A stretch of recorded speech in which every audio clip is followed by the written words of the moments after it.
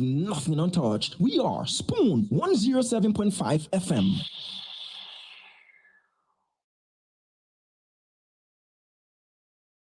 From the top of Wologisi to the beaches of Maryland, we cover Liberia like nobody else does. This is Spoon 107.5 FM. Yes, a special one from the CEOs, Dan coming with the spoon. And your boy, Friday the Southern Band. Charges on the beat. To the spoon to get your information. To the spoon to be part of our discussion. Spoon, spoon, spoon television. Spoon, spoon, spoon radio station. Spoon gonna tell you what is happening in Liberia. Spoon gonna tell you what is happening in Monrovia. Spoon gonna tell you what is happening in Africa. Just to spoon you will know. If the children crying for starvation, just to spoon. You want to get a news update, my brother, to spoon. You want to know what is happening in Monrovia, to spoon. Politicians want to make their decision, just to spoon. You want to know what happening in the ministry, to spoon. Yeah, to spoon. Yeah, to spoon. You from Funjema, Maryland, to spoon. Yeah, to spoon. If you eat kepan, gradually, my brother, to spoon. You got a Spoon TV, you got a Spoon Radio, to spoon. Yeah, to spoon. You want to get a news update, to spoon. What? Yeah, Rastafari. Kilibamba, kilibamba, kilibamba. Kilibamba, kilibamba, kilibamba. What I want? This one you got today. Spoon TV. Spoon. This one you got today. Spoon TV. Spoon.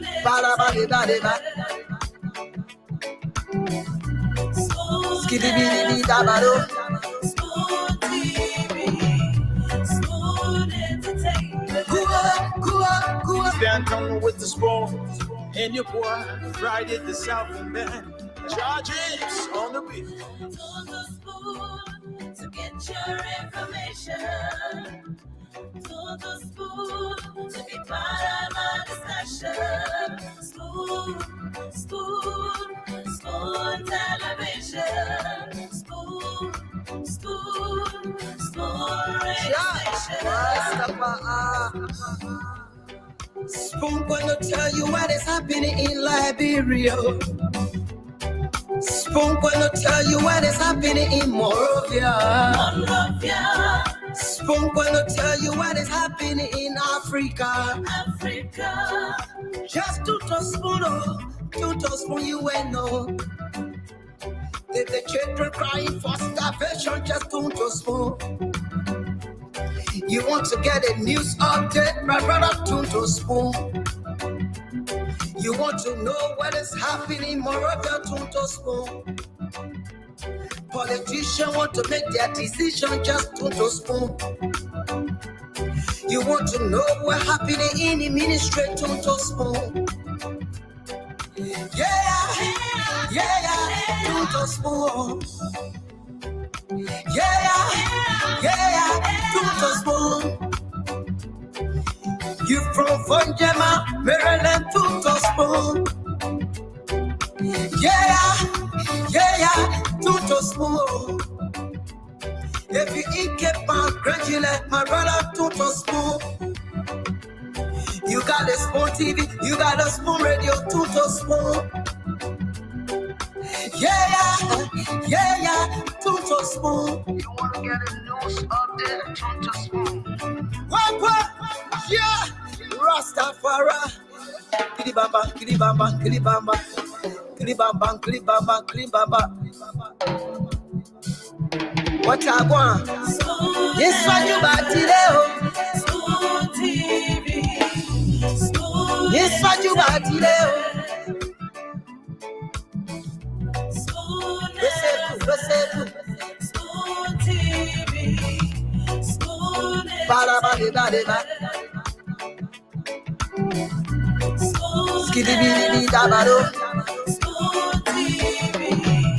Spoon Entertainment. A special one from the CEOs, Dan coming with the spoon.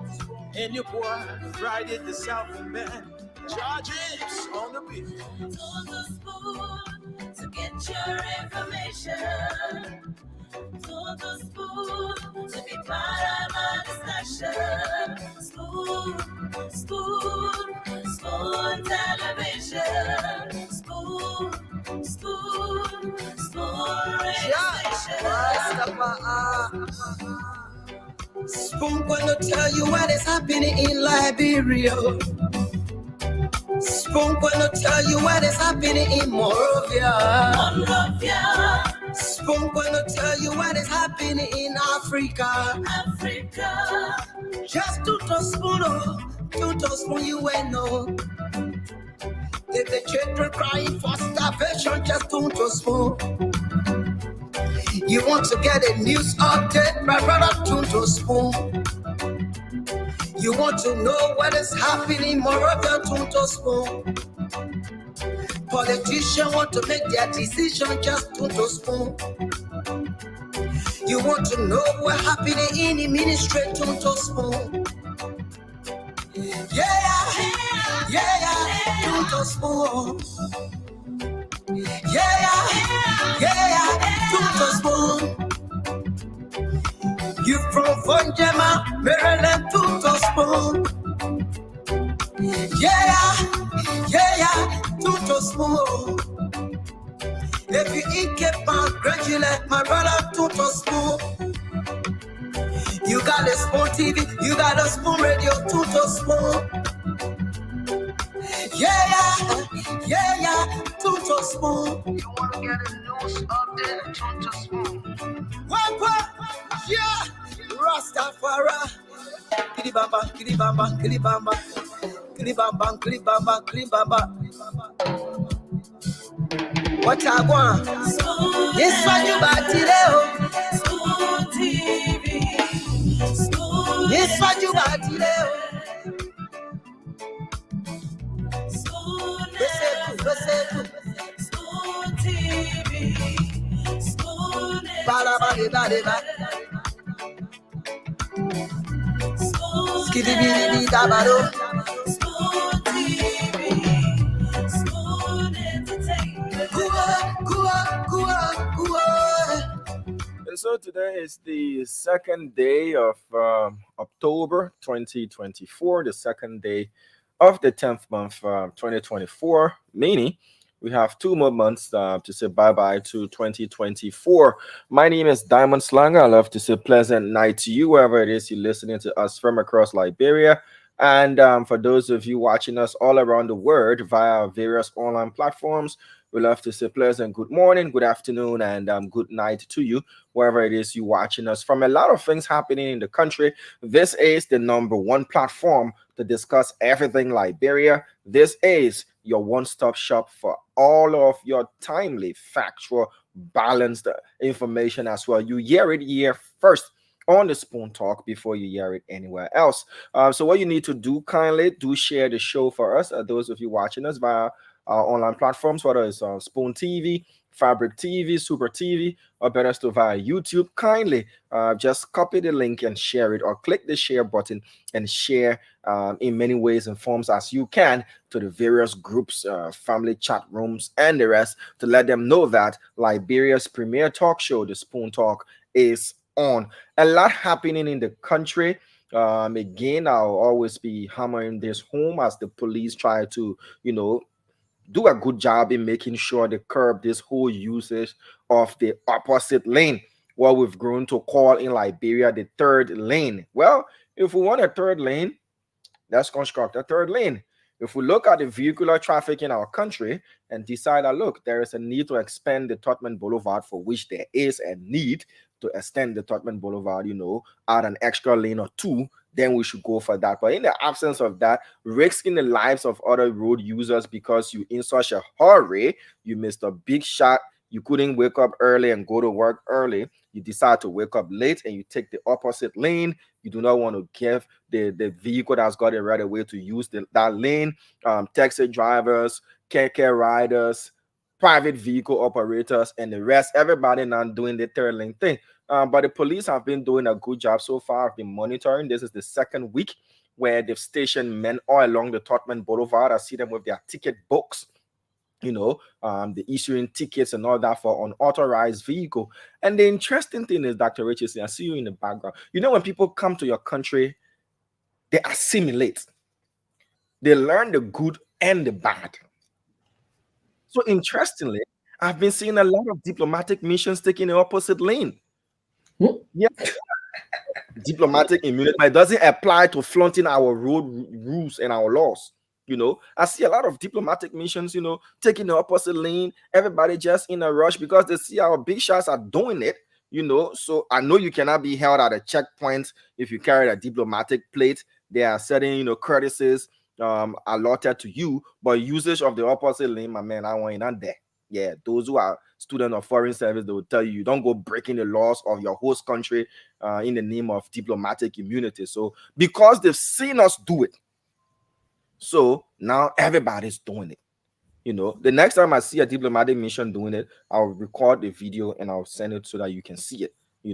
Everybody's doing it now, but the police are doing a good job in making sure they can curb the usage of the opposite lane. It's still happening though, but not as the way it used to be 2 weeks prior. So we want to commend them for that as well. Dr. Richardson, you're welcome. I love I don't know if it's speech or it's pink. One of the two. Yeah, no, skip.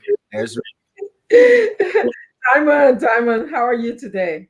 It's good to see you. I'm doing pretty good, Dad. I'm Yeah. doing good. I'm in the background. Let me say something quick. And I Yes. come back.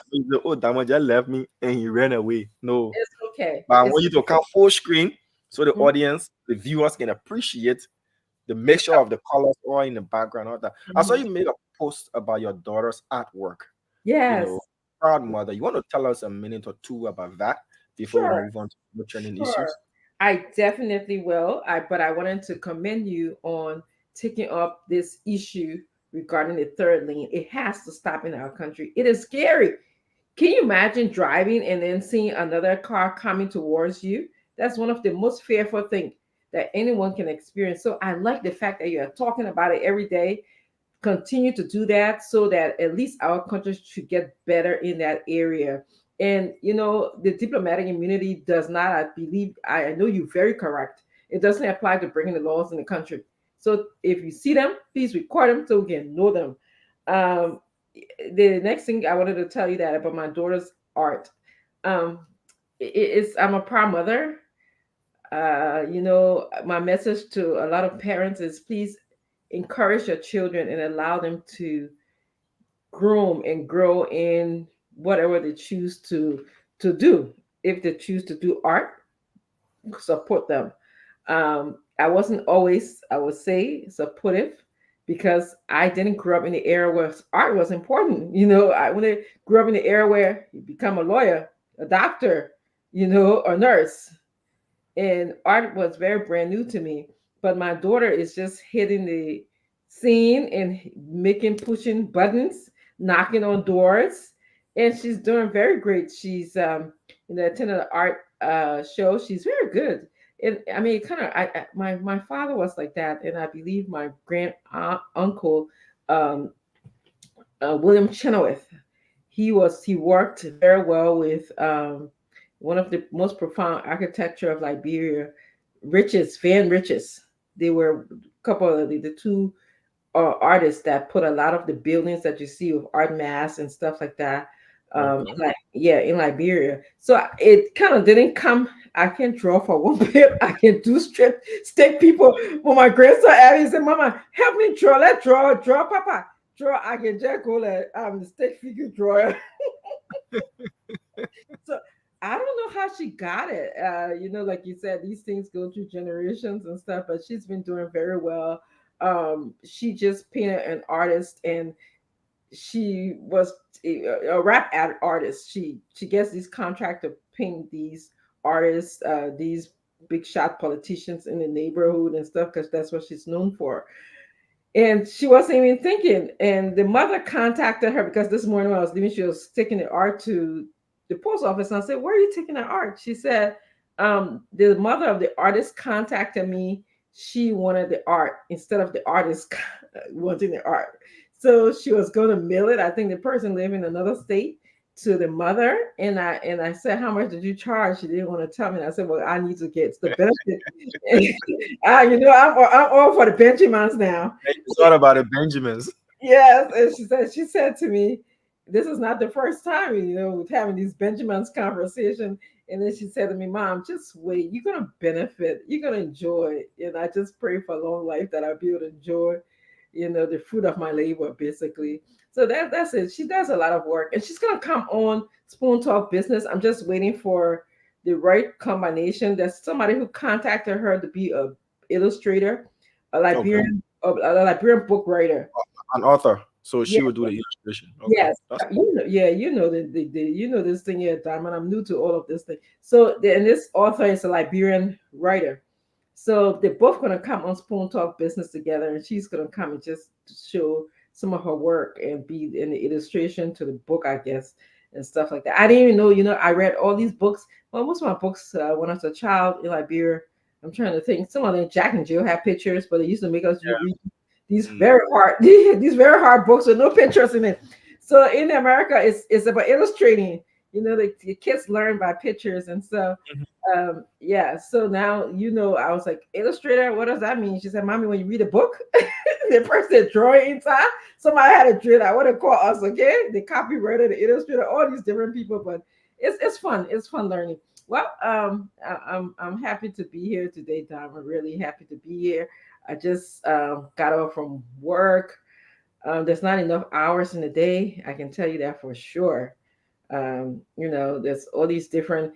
I had to send money to Liberia today because on Friday, as I told you, about 6 or 7 of my students and I put together a wellness workshop. This is the first of many workshops that we're going to do. And we are providing refreshment for the students because that's what the appropriate thing to do. When you usually go to workshops, you get refreshment no matter where you are in the world. And so I had to find a way to send the money. I'm so used to SendWave now, but this particular money send required Western Union. So I had to go find Western Union in my neighborhood this morning to send the money. So it's gonna be good. We all done. We did a dry run. We're ready. We're ready. I told the students, like I said, just it's a different culture. You have to be culturally appropriate. What your expectations of what you do here is not the expectations of those students. So we're ready. Thank you, Doc. It's a brilliant introduction to the show. We don't comment, we can see. Yes, whenever I see something worth reporting, I'll always bring it up to you. But you're doing a good job. And what you said about traditional professions, what we want our children to do. I read a literature book while in high school. It was in that direction called Sons and Daughters. For those who did go to school in Anglophone West Africa, it is a requirement book for art students to read. It's all about parents wanting their children to live the dream for which they want them to live. But as the world evolves, there are new professions. Whoever thought that coding would have been a profession? Whoever thought that being an influencer, a content creator. Yeah, a content creator. As the world progresses on and we keep modernizing, there will be new job opportunities and all of that. So that book was enlightening us and our parents that there are different career paths apart from being a lawyer, being a doctor, teacher, nurse. There are different things that you can do, that will bring in the money, especially when you are at peace and you love what you do. Exactly. and you love what you do, Mhm. it brings an extra feeling. I'll tell you a story today that I haven't told anybody. Now it's going to be public. Go I ahead. spent 3 years studying computer network engineering. Oh, 3 okay. years. I never loved it. Mhm. I never did. I never paid attention to it. It Mhm. was not interesting to me at all. Interestingly, we're paying close to 1,500 every semester, and I realized that this wasn't my thing. Mhm. Though it would bring in a lot of money, but I was terrible at it. Very Mhm. terrible. Going to school, my face would be frowned up. I would be angry. There was nothing in that Mhm. to appease me, to make me happy. And eventually, I told myself, no, I can't continue this. Yeah, I Yes. can't. I'm misplaced. It would Yeah. have been a good thing. It would have been a good profession, but I would have been lost. Yeah. You know, Lesson eventually, learned. you Lesson. understood. But 3 years were wasted, though. But No, lesson learned not only for you, Diamond, for our audience, and the parents and children who are listening. You're gonna have to just support that child, guide them.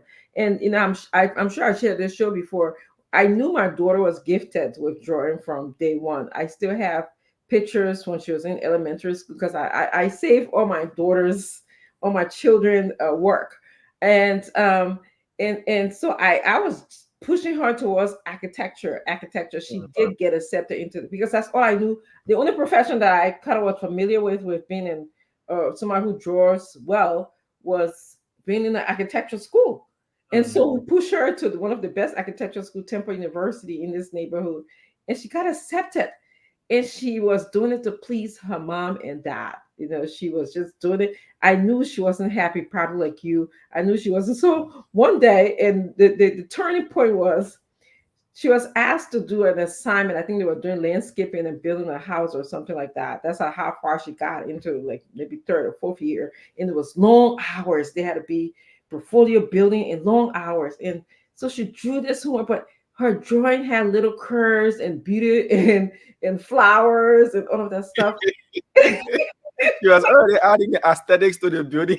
Yes, like an artist. And so the teacher called her in and said to her, this is great work, but we just want a straight line because when you're doing plumbing, when you design your plumbing for a house, you gotta do dimensions and stuff. You can't be creative with that. And and he was really impressed with her work, and it got us questioning. I think it kind of emboldened her to tell her dad and myself, this is not my calling. I love what I can do. I mean, she was putting, it was a beautiful building she designed, drop, but it was not what the assignment was. It was just, we just want something straight built, line, and she can't just do that. She's a curvy, love arts. She sees life differently, and she hears things differently than the way that we hear it. And she's blossoming that right now. I'm glad that I didn't push. I didn't say, no, you have to be, finally, it came to me and said, I'll just let her, I'll support her. I will learn new things. I will learn new careers. And as long as she has the determination, she does not stop. She keeps knocking on doors. And I strongly believe she's going to be successful. So lesson learned for parents, you still got to guide the kids. Yeah. We still have to provide information to them, but don't push them to only what you know. Be open-minded. Listen to what they have to tell you. Sit and talk. Read yourself. It's not 19 when I was born, where when they had nurses, doctor, lawyers, and teachers. We're in 2024. There's so many. We talk about content creator. We talk about influencer. We talk about different types of journalism. We really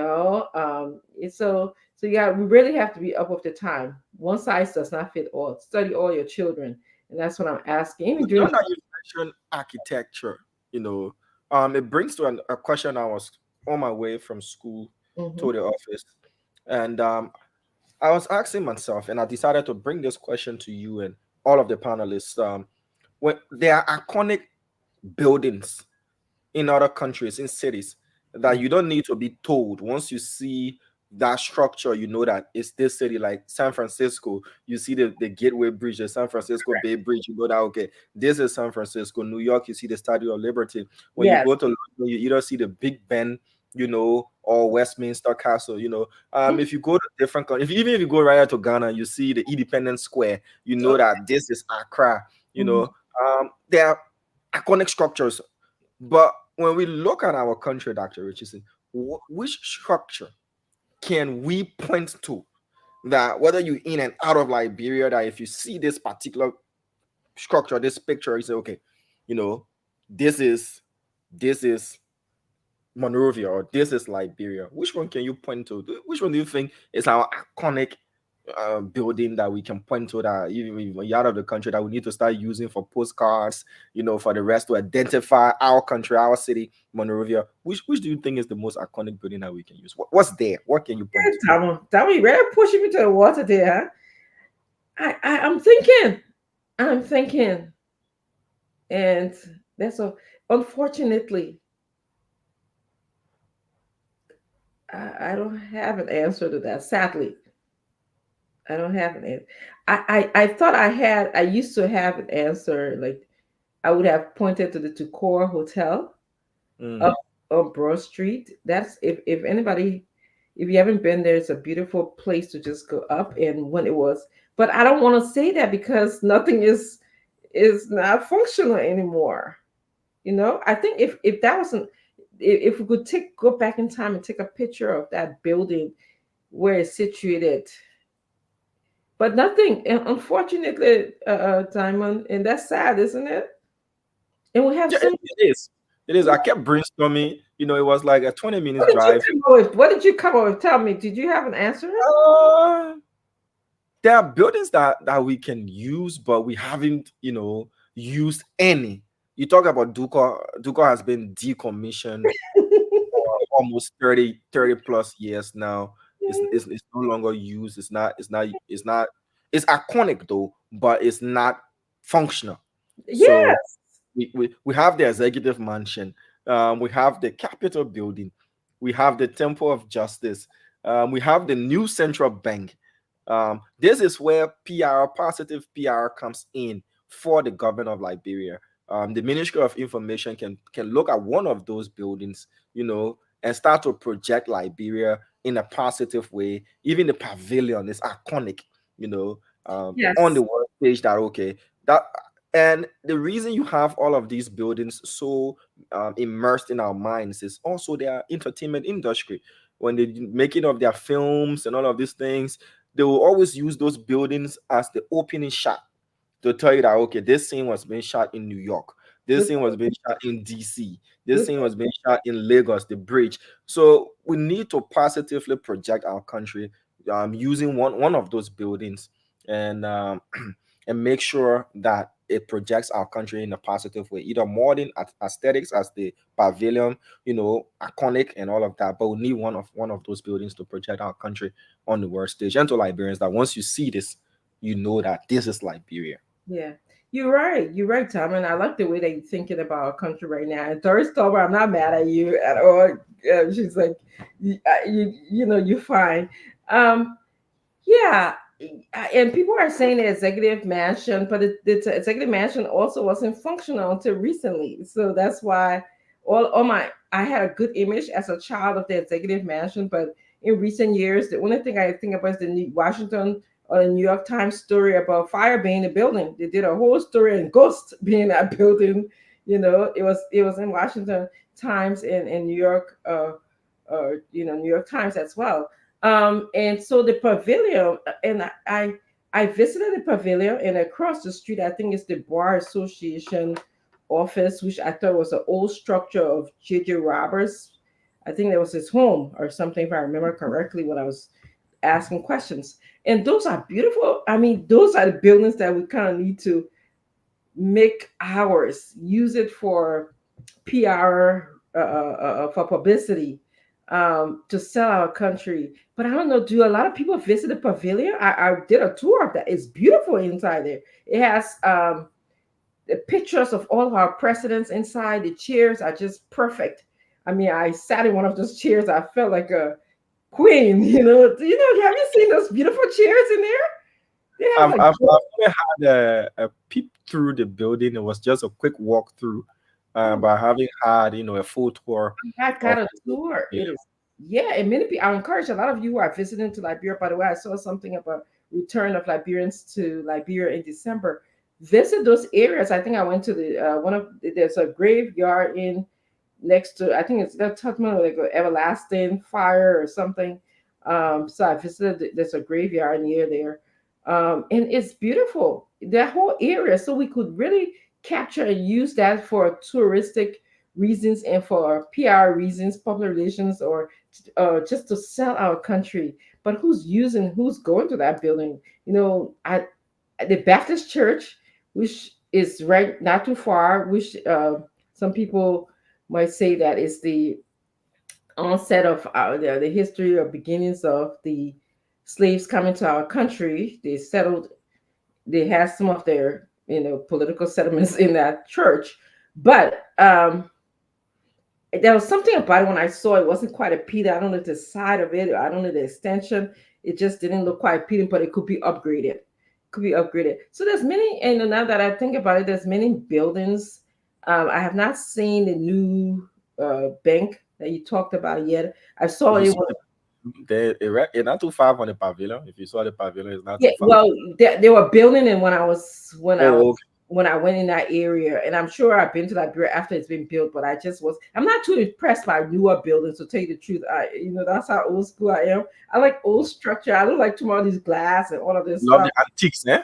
Yeah, I like the antiques. So, but the CBL got a lot of glass and and all of that stuff. I think when I was watching it, it was doing the parking lot area, which I thought was impressive. In fact, that's what impressed me the most when I saw it, because like, wow, somebody thought of a parking lot in this in this country. Because that one thing we don't have, you right? We don't think of parking lots when we're building our buildings in the country. And so that first foundation that I saw earlier, but I'm sure it's done. And I saw a lot of glass, but I wasn't too impressed by it. But I like J.J. Rouse building. I think that's the School of Law Bar Association. That is an old building that can be used. I like the church, but if they just do some little work. I like the pavilion. In the pavilion, what struck me was there's a unity statue, I believe. Do you Mais do? on see boule that before, so on answer the question. Then I'll make sure. You But said guess what? I'll go there tomorrow. Just to come please do. It was a nice, I have a picture of it that I took many years on in Liberia.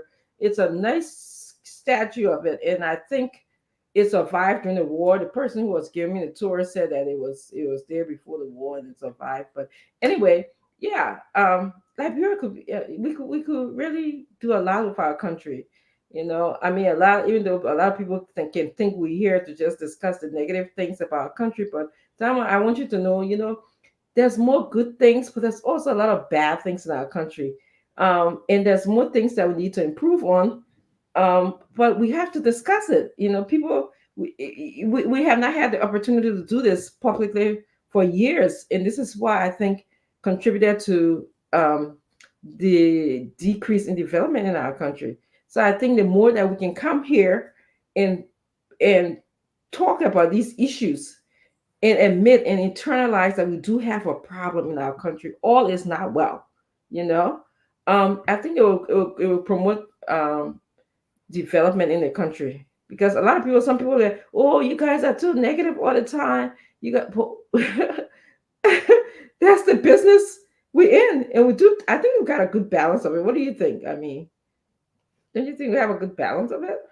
Well, again, people have their own ways to believe what patriotism is. Others view patriotism as you see the negative, you cover it up, and you project a positive image. That's what others think being patriotic is. Others feel being patriotic is seeing what is wrong, making sure they alert others about what is wrong so that the right thing can be done. And if the right thing is done, it benefits not just the person who became the whistleblower, who talked about it, but everyone else who will be a beneficiary of things being done properly. I'm a believer in knowledge is power, and knowledge comes in so many ways and forms. Even the religious people will tell you, Bible says, for lack of knowledge my people perish. And knowledge is all of the things that you guys are making our people to know, you empowering them. We see the changes, no matter how slow it might be. I know people saying President Barker coming into the country with a very brand new axe in his hand. He's going to start axing people, suspending people, following up on investigative reports and all of these things. But if you do not inform, you do not have changes. That's just the fact. So irrespective of how people take it, everybody's not going to accept what you do. But at the end of the day, if it's for the greater good, that is what it is. Yes. Yeah. So let's welcome. We got Stinson. How are you? Okay. Why you kind of do the cross for the day? Because it's going to be a rough day today. Oh my God.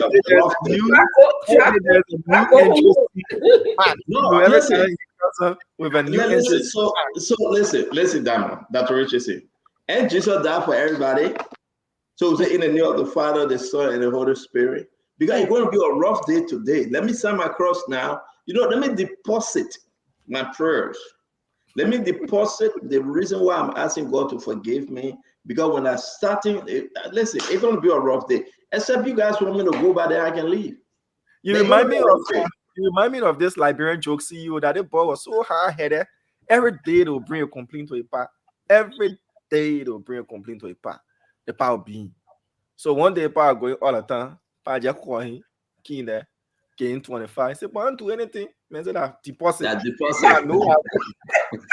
I come out, I will get your complaint.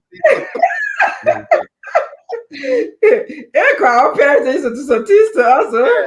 Let me just give it to you one time because I know.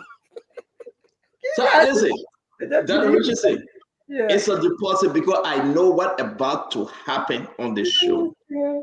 I know what about to happen.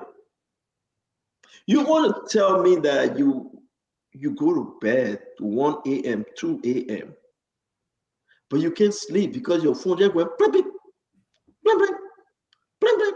That text message is coming in with different information, different documentation, and you call in and as Diamond are saying to this place, are saying over there, but it just coming plenty. My Liberian people, we are here today. They can stop it. As I said before, by fire, by force. I think I'm getting sick. I think I'm getting sick, yeah. But again, you can't afford to get sick. No, I can. But listen, I think I get it. Yeah, I think I'm coming down with some kind of cold or something. And but because I know who want to stop me, I know who trying to make me sick. Maybe that's CDC. But how will it be CDC? I think that the Unity Party people. No, that's it though. I think that the Unity Party people making me sick. They want me to get sick. Felebara, somebody, some kind of group, or maybe that Edwin Snow, or somebody trying to make me sick. Musa Bility, who trying to make me sick? Who trying to make me sick for me not to talk? I mean, I'm asking y'all, you guys joining the show, share the show. I'm asking y'all, can somebody tell me, is it CDC? Is it Unity Party? It could be Fadiga. You just said you were happy that he's off the show. So yeah, I think that Fadiga. I heard that Fadiga coming tonight. I heard that he coming back tonight. But maybe that Fadiga, I don't know. But somebody trying to make me sick because the information that I have to share today. Somebody somewhere ready print to God I leave the show today. Today is Wednesday, no Bible study. My son going for a basketball practice. I don't have to take him. I got an 8:30 Zoom appointment, so I will be all of you at 8:30. That will be 12:30 a.m. Liberian time. So that why Fadiga trying to make me sick, or why Unity Party people trying to make me sick, or why I don't think it's CDC though. Come on. But why? Why are you taking? But why was CDC? Why Joseph Koji want to make me sick? Why? A press conference you call in tomorrow, so. I'm telling you. Yeah, I gotta go drink soup. Somebody said, "Well, stand on, go eat your soup." I think something I got maybe. But I really want to know. I went to the Wild, got my coffee. Barbara White, it's good to see you. Bobby, I got my coffee, very hot coffee. Maybe I got to go back and get another cup. I got so many information. So is that Amin Moda trying to make me sick, or that Roden Guinness, or Prince Tamba? I got a lot of information. You know what I also get? I got a picture of Amin Moda boat. He used a car, LRA, the Medtech bought for him to haul his boat from the port. I got a picture. So maybe they try to make me sick. Somebody said maybe that your friend. Can you repeat that information? He said, "While we're holding the boat, The 96,000 car was holding the boat. The trade facilitating car. Yeah. Tendo U-Haul. Eternal U-Haul. A resource mobilization. So, but so wait. I think that Mame is real. It can't be Mame. I spoke to Mame. What Nelson? That artist suspicious. That my friend has seen Nelson commenting on the show. That's our Nelson. I get Nelson picture.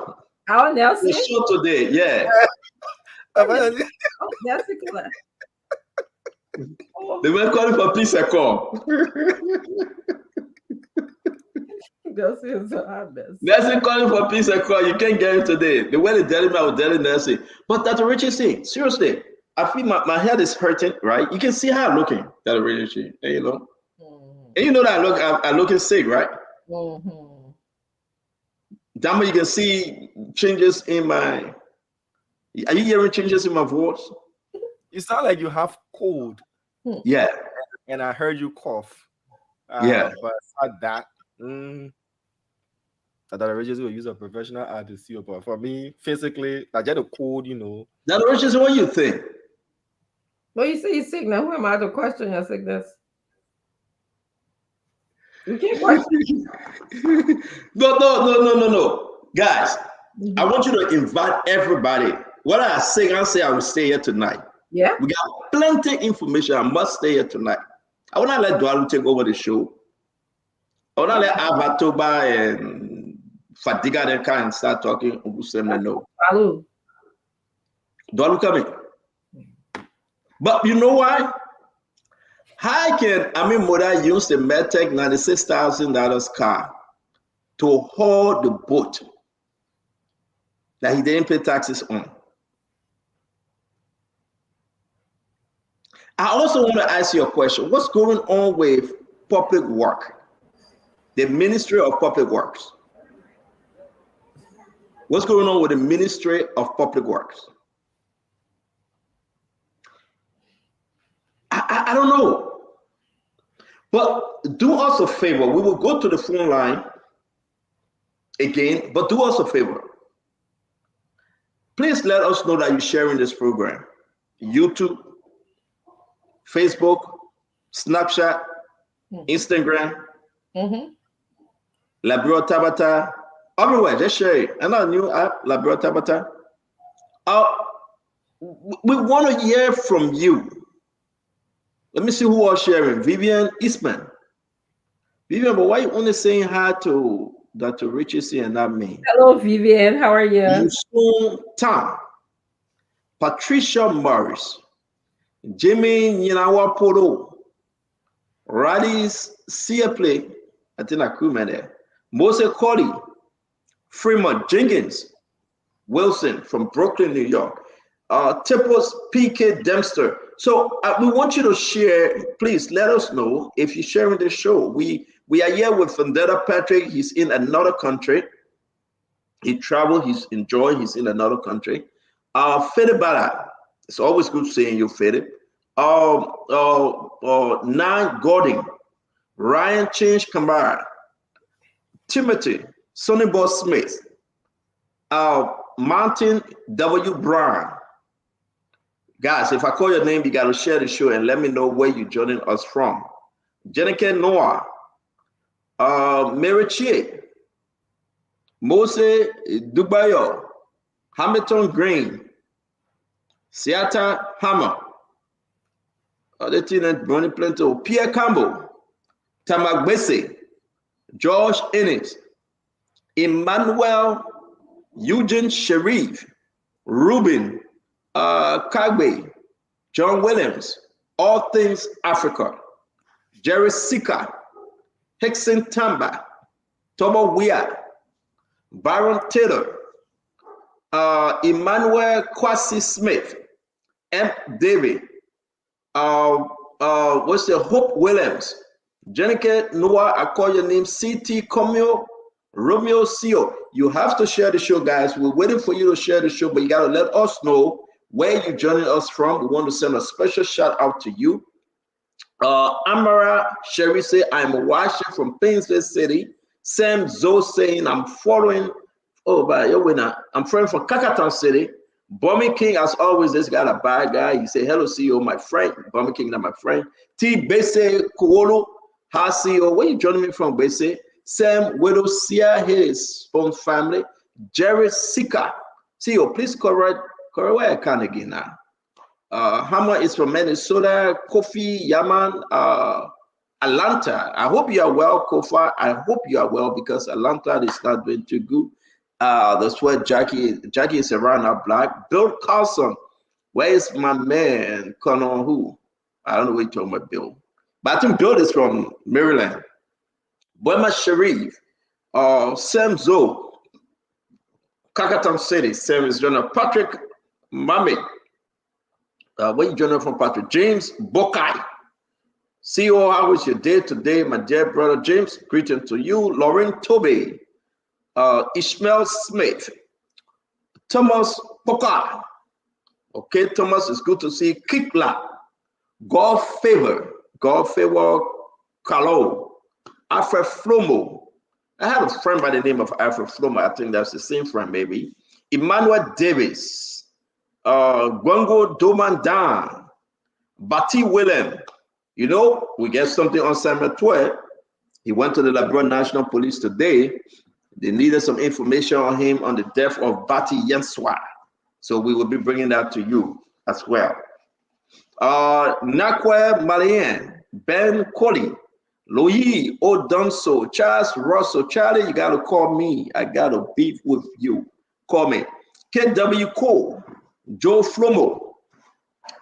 CEO, how was your day? My day is great. You know, the people trying to make me sick, you know, but I am not going to get sick. So I want you to share the show. I want you to invite somebody, Bati Willem, Musa Dubia, Barlin Grain, Beware Tierra Sinan, Sidiki Ducle, ELW Riharo, Patrick. It's good to see you, Patrick White. Augustine Sokri, as always, Augustine Sokri. Conan Samukai. Conan Samukai Sigo. Satya called Satya A. Satya from Nukuntan. Please call me. Satya A. Satya. Yeah, that's my friend right there. Satya A. Satya. He crazy, but that's my friend. Let me say, Low Duo, Mohammed Kenneth. I want to say to all of you, share the program. The CEO of all CEO. I like this one. Harrison Dala. He said the CEO of all CEO. Yes, we Hawa Sako. Soko, I think that's the name. Soko, S-O-K-O. Hawa, it's good to see you, Hawa. Anna Jenima Nimini. Augustine Gate. It's good to see you. Ruth Goba. Ruth is always watching the show. Ruth, we send a special shout out to you. Emmanuel Echo. Equa, I think that's the name of Echo. So James Solana. Okay, here we are, folks. We are still getting there. I'm still asking you, share the show. Let me know where you're joining us from. Where in this world you're joining us from? Fede Bala, I know you're in Pennsylvania, Fede. Jerry Sika, I know Jerry Sika from Bannersville Estate. It's good to see you, Jerry. Fire for Fire CEO, Joe Flombo, Fire for Fire. The Fire for Fire, Edwin Poto, Matthew Fell. That's what Rich is saying. While we wait for the other people, right? Yeah. I want us to take some calls from these good men and women. Yeah. That watch us right now. You're international people, man. I see them. like the people from China, Australia, South Oh, they will Africa. come.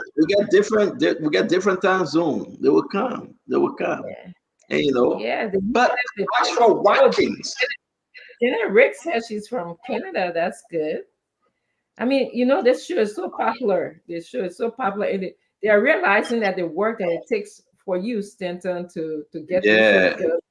Now, listening, like you have your phone ringing, ping, ping, in the middle of the night, people sending I'm information. telling you, man. Mm-hmm. I'm telling So, you, it's you know. yeah. So yes, I'm you know, you do a great job in bringing all the information to the Liberian people, and the people trust you. They send you information sometimes, you know, when you're sleeping, you know, to get the show together. You're such a great narrator. So We got a lot of stuff going on. A lot of stuff going on, folks. You want to hear the Amara story first? That Amara, as in Amara Corner. Okay, I will leave that one because I got a story on somebody in Amara. But you want to hear about the Samuel Twelve story going to the Liberia National Police? We're going to talk about the public work, Minister Roland Guinness and Deputy Minister, the Minister Roland Guinness and Deputy Minister Prince Tamba. We're going to talk about other national issue. You know, the president is staying here in America. He stay here. He should be going back this weekend. But something is happening. The DSA, I want to bring that in. mm-hmm. And I want to ask you, my fellow Liberians, is it legal for another minister outside of the Ministry of Sport and outside of the Liberia National Football Association to try with the national team and receive DSA? Is it legal? I just want to know. Can another minister, for example, Minister of Education, go on that team and receive DSA? We just got to ask all these questions. You can form your own opinion to it. We got a lot of documents we want to share with you. We want to say, listen, by fire or by force, right? By fire or by force. We have to let the people know today. President Joseph Yima Boakai need to add by fire, by force. And the information coming looking good. Because they say the president will put his foot down. Not only his foot, the president will put his 2 elbows down. Not even the whole, he will put everything into it because he wants to straighten out the government. What say you? Today is the 2nd of October. If you are celebrating your birthday, let us know. We say happy birthday to those that are celebrating birthday today, October 2nd. And want to say that don't forget, President Boakai's birthday is November 30th. He will be 80 years old, 80. But President Boakai be the oldest president in Africa? Oldest 7 right now president at the age of 80? Damo, can somebody let us know with President Boakai, you know, who's the oldest 7 president right now in Africa? Let us. They ask the audience. They're very good. They usually can tell us information. So somebody Google that. Ask Google AI. Yeah, we got to find out though. But is President Boakai the oldest president in Africa? No, somebody said Cameroon. Paul Biya. Yeah, Cameroon. Yeah. How old is Paul Biya, Maria? Cameroon. He's 90 years old. He's 90 right now. What? Yeah. 90. Then you have Mbomba of Namibia. He's 82. Yeah, they got 7. There are 7 oldest presidents in Africa. Tinubu of Nigeria. Somebody said Tinubu. 82. You have Magoso, Nguema Magoso of Equatorial Guinea, 81. Yeah. Emerson Magwara of Zimbabwe, 81. Nana Akufo-Addo of Ghana, 79. And then President Joseph Boakai, 79. You have Museveni of Uganda, 79. And, so President Joseph is in the bracket of 7 African presidents. They are the audience is from Cameroon. Can you imagine? The audience is from Cameroon. I know what I'm asking this question though. Ask, yeah. The audience right now is from Cameroon, 90-year-old. So what say you with the strength and the blessing? What say you? I mean, David Boko, I recognize you. Hey, David, what you always with David Boko? Let me recognize David Boko. Okay. Oh, but let me say this. My fellow Liberian, let me say this. You have 7 audience president. Now we'll forget the age and talk about the performances and the leadership side. You know, that's what we come here to say. Wow, that's big. I thought it was only black guy. No, I'm just kidding. But that's big. Dr. Richardson, what's going on today? The atmosphere. What are you hearing from Liberia? Dama, you want to come back and also tell us what's going on the ground right now? What is trending right now? Where is Jeremiah Kuhn? Sylvester Graceby is dead. What's going on? People then that came on the UNGA, some of them they are staying here. They say they're going back. They will finish all the shopping before they go back. What's going on with public work ministry? What's going on with all the $22 million contract? What's going on with the different things that we are hearing on the front page newspaper, on Variety newspaper, and everything? But in the country, to see that Samuel Ditwe, the former finance minister, walk into the Liberia National Police headquarters to discuss and give a statement on the death of Bati Yenswa. What's going on with Liberia today? Dama, bring us up to speed, please. Well, you just mentioned one of the most trending stories.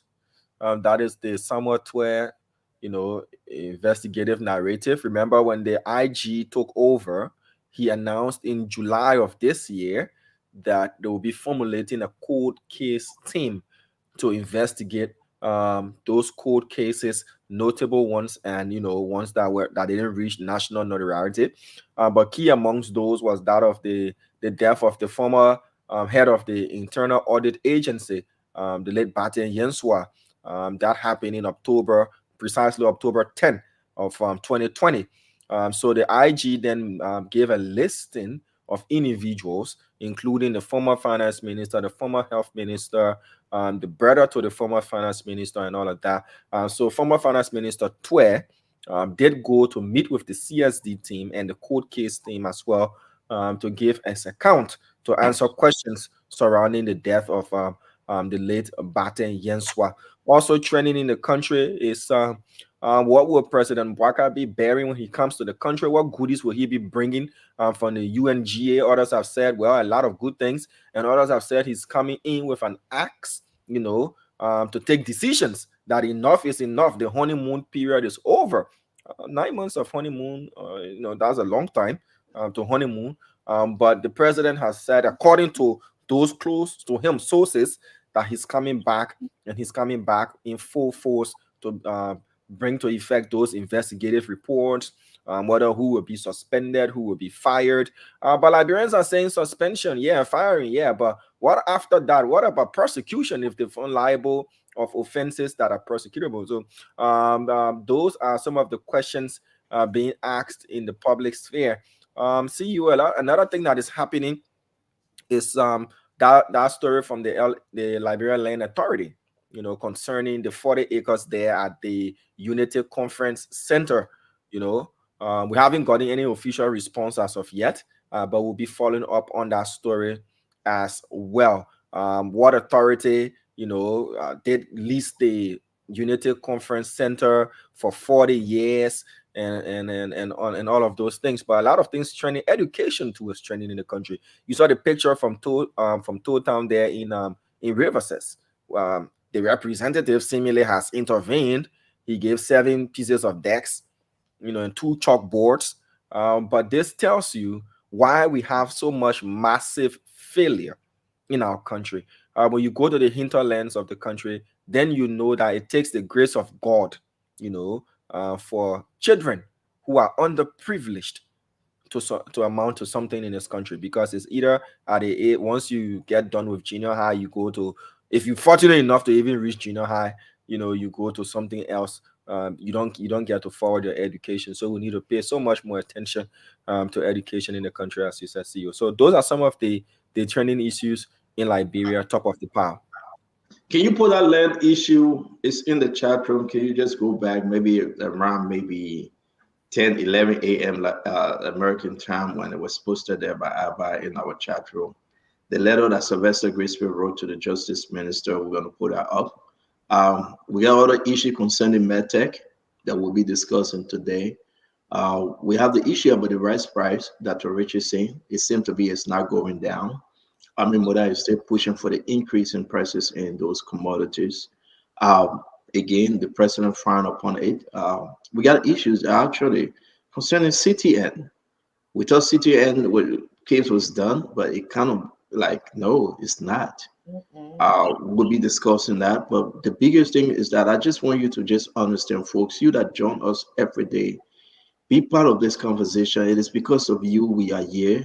I just want you to take a look at this today. Samuel Twe and his lawyer, travel ban issue for Twe police summon him over near SWAT mysterious death. We confirmed the story, and again, the Liberia investigator added this, but we'll confirm it. Yes, indeed, Samuel Twe was called to the Liberia National Police by the Liberia National Police at their headquarters, and they spoke to Samuel Twe.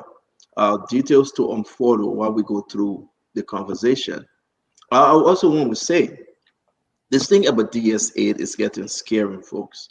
The thing about DS8 that everybody want to travel because of DS8, the huge request in DS8, the very huge request in DS8. Everybody trying to get the cut. Imagine if you travel and your DSA is around $2,600. Okay, it's two things. Some people getting the money, but they are not traveling. And I think we need to discuss this holistically. People will take the DSA money and they will not travel. I mean, I'm going to go back to you, my fellow Liberians, and just think for a minute. The man is making $3,000 every month. You have to take a trip 4 times a month, and you were given $2,600 on each trip. You know how much is that? That man is taking home almost $20,000 if he doesn't travel. But then your name is on it though. So then, why are you just stealing from the government that is so poor? We got some of their names. We'll be telling you. And on the front page today, shout out to Rotten CA on this front page newspaper. As you can see, fueled by tribalism and nepotism. Some between Roland Guinness and his deputy for technical, Prince Tamba. Now, you have to understand the story. The allegation about money, the allegation about contract, the allegation about telling people that Roland Guinness giving contract to buy vehicles for the ministry. I just want folks to help us understand here. You're giving the people contract, they tell us say you'll buy a vehicle for the ministry. So where are we? It's in his own world. We get the video, we get the recording, we play for you to hear. So as we go down the lines, a lot of story. Now you will say, but Sandon, what's the good thing here? Can anybody tell me anything good that was done today in Liberia by this government for us to talk about it? You want us to balance the conversation, and we're asking. Anything that is so unique, let us know, and we will talk about it. So I just want to say we got a lot of information coming up. So on the same conversation, this is the inter-office memo from Roland Guinness to Prince Tamba. Official warning: stagnation of ministry operation and insubordination. Roland Guinness wrote this to Prince Tamba with 8 different bullet points. We'll share with you 8 different bullet points on this. Roland Guinness is saying that I cannot work with Prince Tamba. I don't want to work with him. But then ask yourself why. Why the president, Jose Yima Bwaka, appointed Roland Guinness and appointed the deputy Prince Tamba. But Rodan Giddings said, I can't work with Prince Tamba. So we'll get to it. We will. I want to welcome Uncle Samuel Jackson, and I want to welcome Dr. Bopler. It's good to have you great men on the show. Joining Dr. Richardson and I, we want to say to all of you again, we'll come back to you. Don't forget, continue sharing the show if you're just joining us. But we want to hear from you. Now, the issue that Diamond flagged about this education system in our country, we will show you the picture. Diamond, can you please upload those pictures? The children, they are in a bad position. They're going to school, and I know that the Bopler will cry on this one. They're the worst ever. So yet our representative just buying pension table. Representative, because people are flagging that you just buying pension table. I don't think that representative deserves to be representative. But we would go ahead and talk on it. We were flagging. You will see the children. You will see how bad the conditions are. And then we will hear from you. So it is important that today you need to share the show. It is very much important that today we got a lot of conversation. Now, guess what? We can also tell you that something is happening through Double Jala.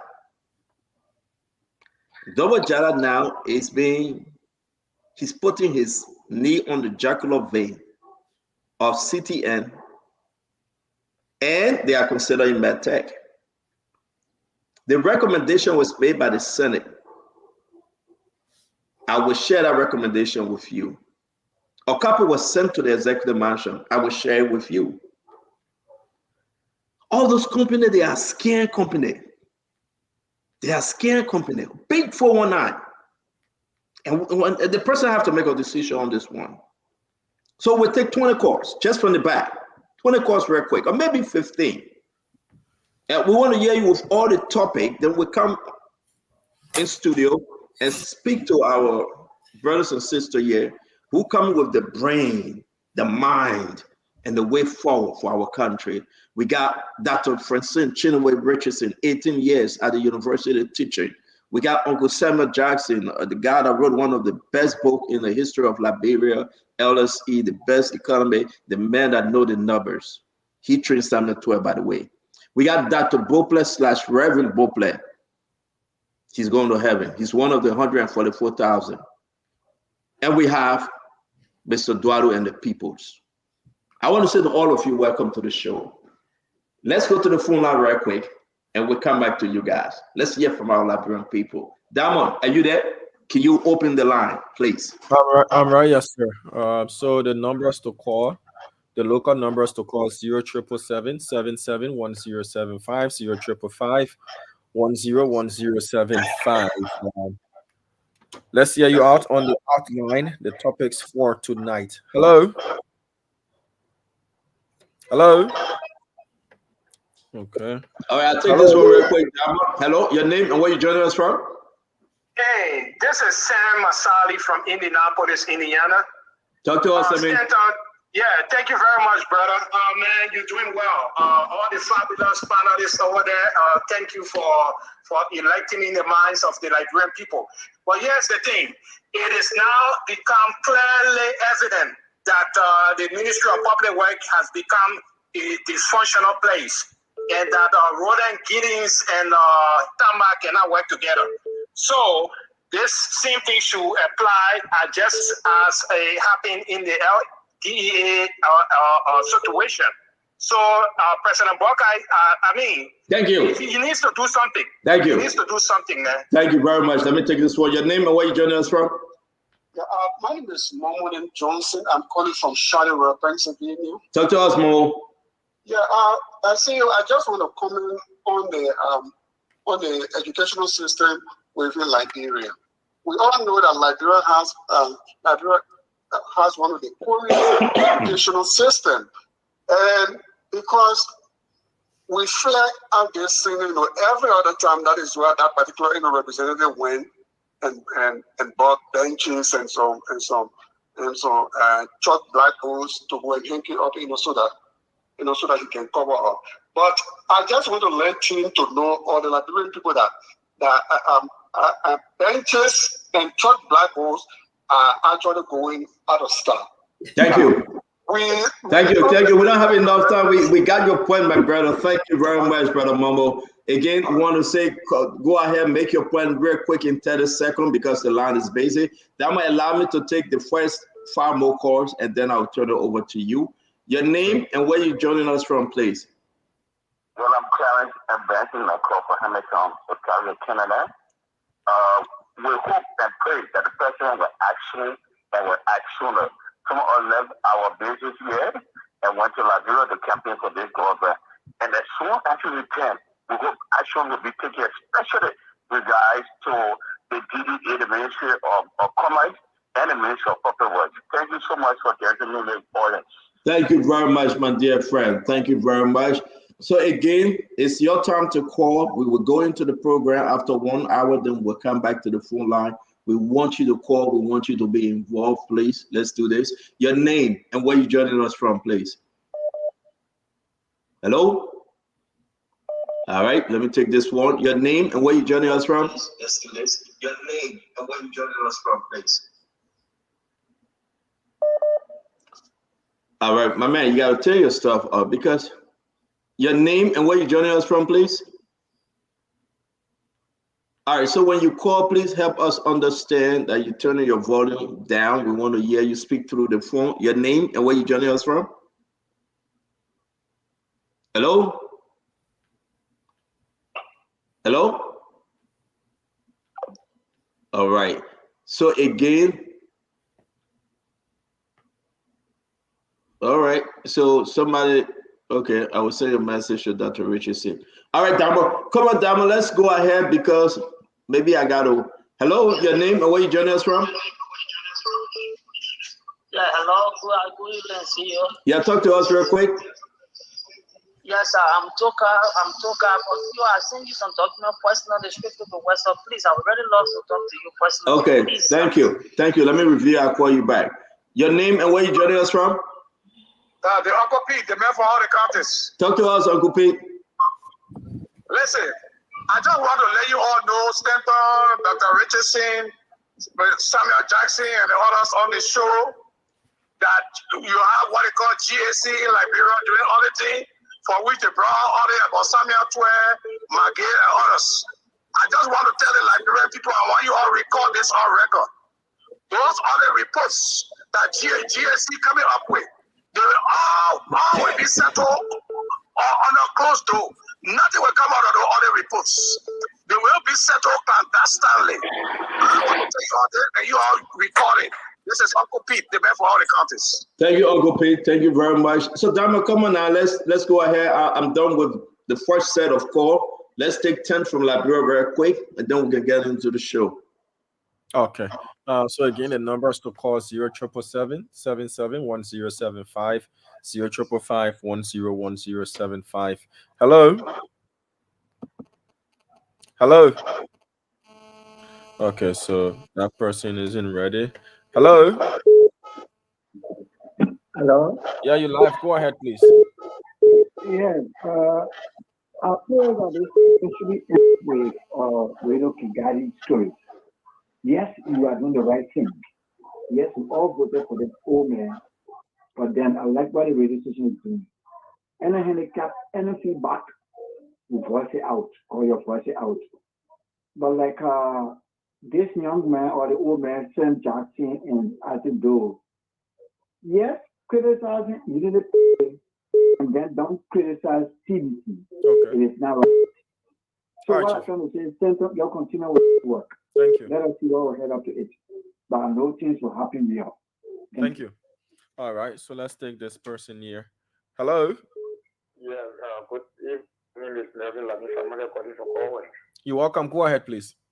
Yeah, you people bring out speaking on the issue.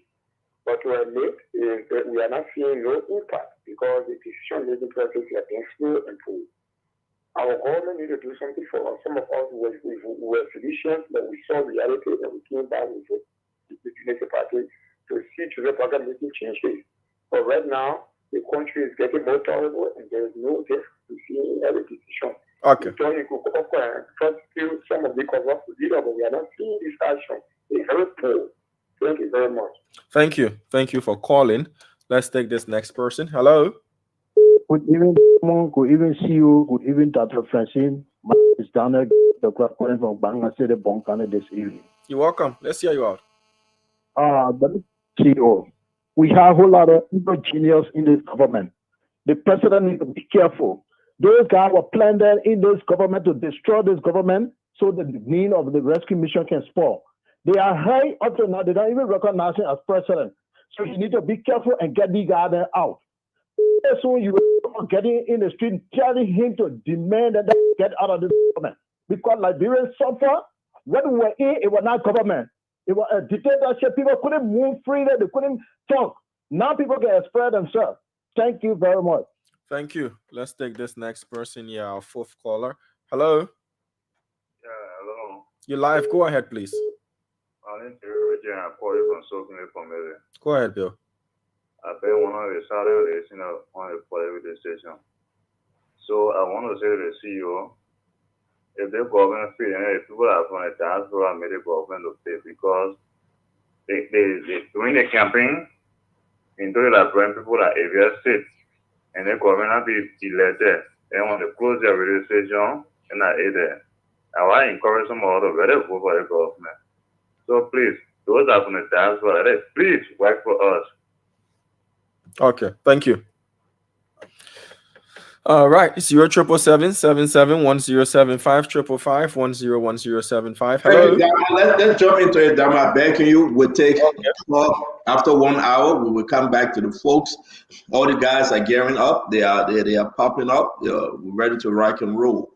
Thank you very much, Dama. And again, please upload the video or the picture of the school story you brought up. We want to share with our folks. Ladies and gentlemen, boys and girls, welcome to the new edition of Spoon Talk, October 2nd, 2024. In the next maybe 1 month, 20 days or so, Joseph Yima Barker will be 80 years old. November 30th is his birthday.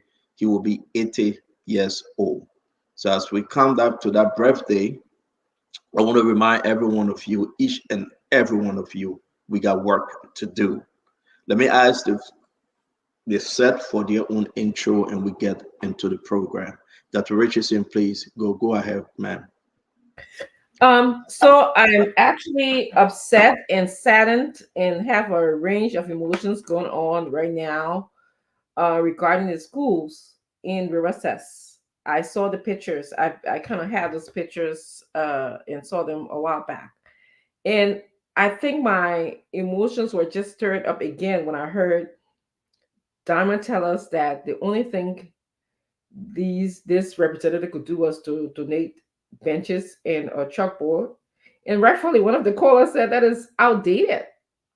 You know, that is outdated. But you know, nevertheless, why are you not working for change? Why are the representative and the senators of Riverside not getting together? Why do they not have a map of schools in their district or schools in their county and find a development plan, a plan to educate our children? To have the children sit on the floor is terrible. Would they like for their children to sit on the floor to get educated that way? So, you know, I think I went back and somebody could please help me. Let's call these guys' name out. The representative and the senators. I think Tikwa, maybe one, am I right, Stanton? For the Riverside. And I'm thinking Deviation Dopu is also senator for Riverside. I'm missing somebody here, but they need to be called out. And that's what I have to add for now in my opening.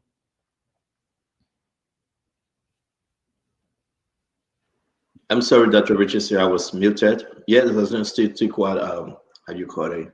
He's one of the representatives, actually a newly elected representative. Uncle Sam, your intro, sir. Well,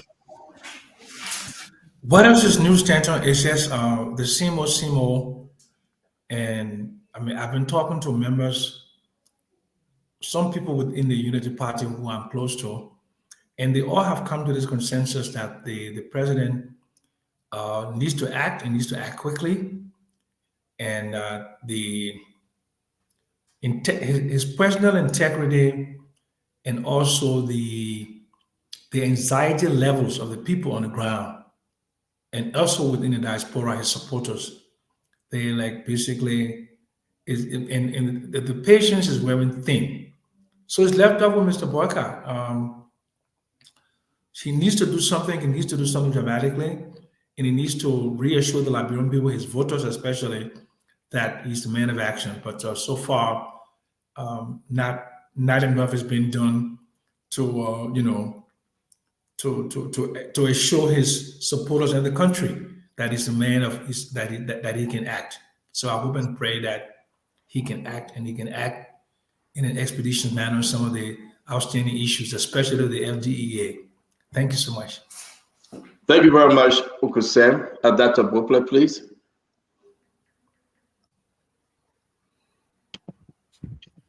Good evening, Stanton, and all of my esteemed colleagues and all the folks who listen and watch. Greetings to you from Lower Magibi. Yesterday, I saw a young girl who is in junior high school. She was in her uniform. She had come from school, but she was helping her mom on the road. She had her notebook, copybook. She would go and do her homework small, then she would get up, then she would go help her mom to sell. And she was smiling, she was joyful. She gave me a high five. And it reaffirmed what I already know. That really doesn't take a lot to make our people happy. So for those of us who have the privilege to lead, especially when it regards education, we really need to step up and do more.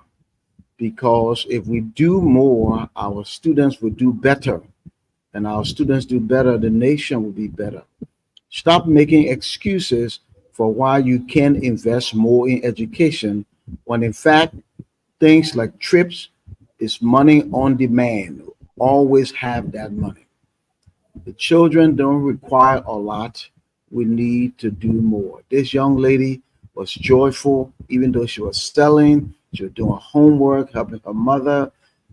That is a sign that the human capital investment is needed and will pay off. Education needs exponentially more money so that we can do better. Thank you, Stanton. Thank you, Dr. Bopler. Mr. Dwalu. Yeah, to the audience, to the panelists, guys, good afternoon. I would say I don't think Honorable Baka has done anything that speaks to his personal integrity. You can say perhaps he's slow on making some of the decisions. I don't think he's done anything so far that said he doesn't have the integrity needed to be a leader. I want to make that point very clear. But I want to go to the education issue. I don't care if you're a representative, you're a senator from Bapudu County or from Riverside. If you're denying our children education, this is what you're doing directly. You're weakening the society. Even if you send your children to Switzerland to go to school, you're weakening Liberia and you're weakening your children by extension. Look, other countries are literally investing into new approaches to education. Like, for instance, what the Nigerians have in the country. If you go to a state-run university in the country, you will spend 2 years in the interior teaching our young people what we don't have proper teachers in this location.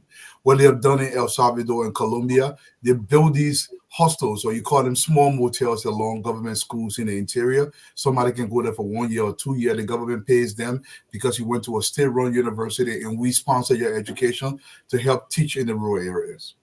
We are neglecting our children. And by extension, that is weakening the country. The representatives themselves, Dr. Francine mentioned, look, how can you be a representative of District Number 1 in Riverside County and you don't have the schools mapped out? You don't have the hospitals mapped out. You don't have the road conditions mapped out. You don't have a personal census in your office demarcating who live within the confines of your district. You don't even have details about statistical information about your district. All of those should be contained within your district. So if somebody asks you, you say, oh, we get 2 schools across the river, they have 5 children, blah, blah, blah, blah, blah, blah. This is how you distribute your funding. But if it takes social media to remind you to do your job, gentlemen, we're losing it. And we will be weaker as a society. We are not saying this because we just want to fan the flame. We are saying this because it is empirical. It's been proven over and over again. We will all fail. We will all fail. But brother Kennedy. Yeah, guys. Let's keep ourselves muted, please. Thank you very much, Mr. Dwalu. Paul Kennedy, your intro. Mr. Dwalu and the people. Well, good evening to my colleague finalists. Good evening to the people of the Republic of Liberia. A country that has lived 177 years now and progressing. There are a lot of good things that have happened in our lifetime. There are more promising ones, like our pursuit for a non-permanent member seat at the United Nations. Although we're not going to have veto power, and our being there will pretty much just be anybody with veto turning around. But those are the kinds of progress. People have different priorities, on different processes. And I think tonight we'll have a good show discussing the issue of the current judiciary system, right? Somebody said there's a relook into the core cases around the country, and the police is inviting people, to come on stage to testify of what they know, to give, to be questioned.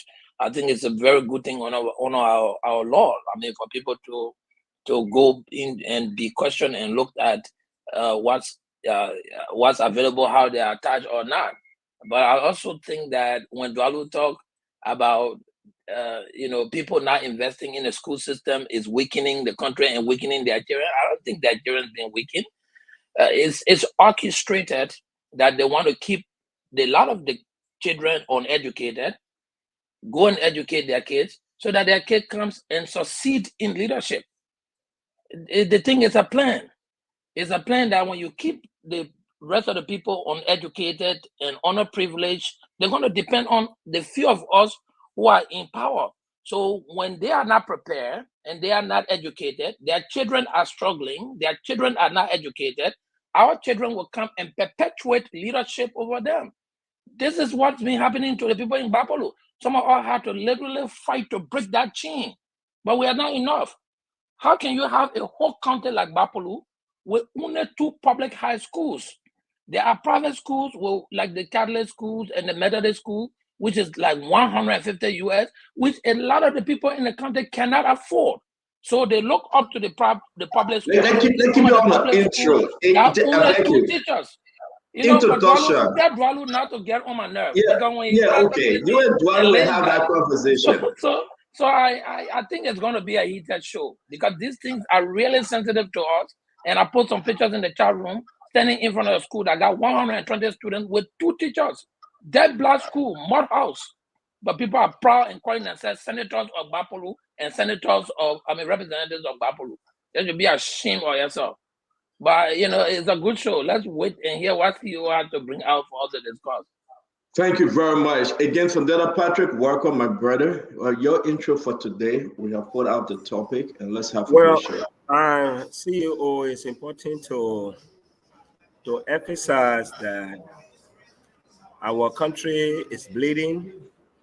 It's not just on the part of the government, but on the part of the citizens. And I always say that government as an institution is not corrupt, but the people who go into government, they took corruption to government.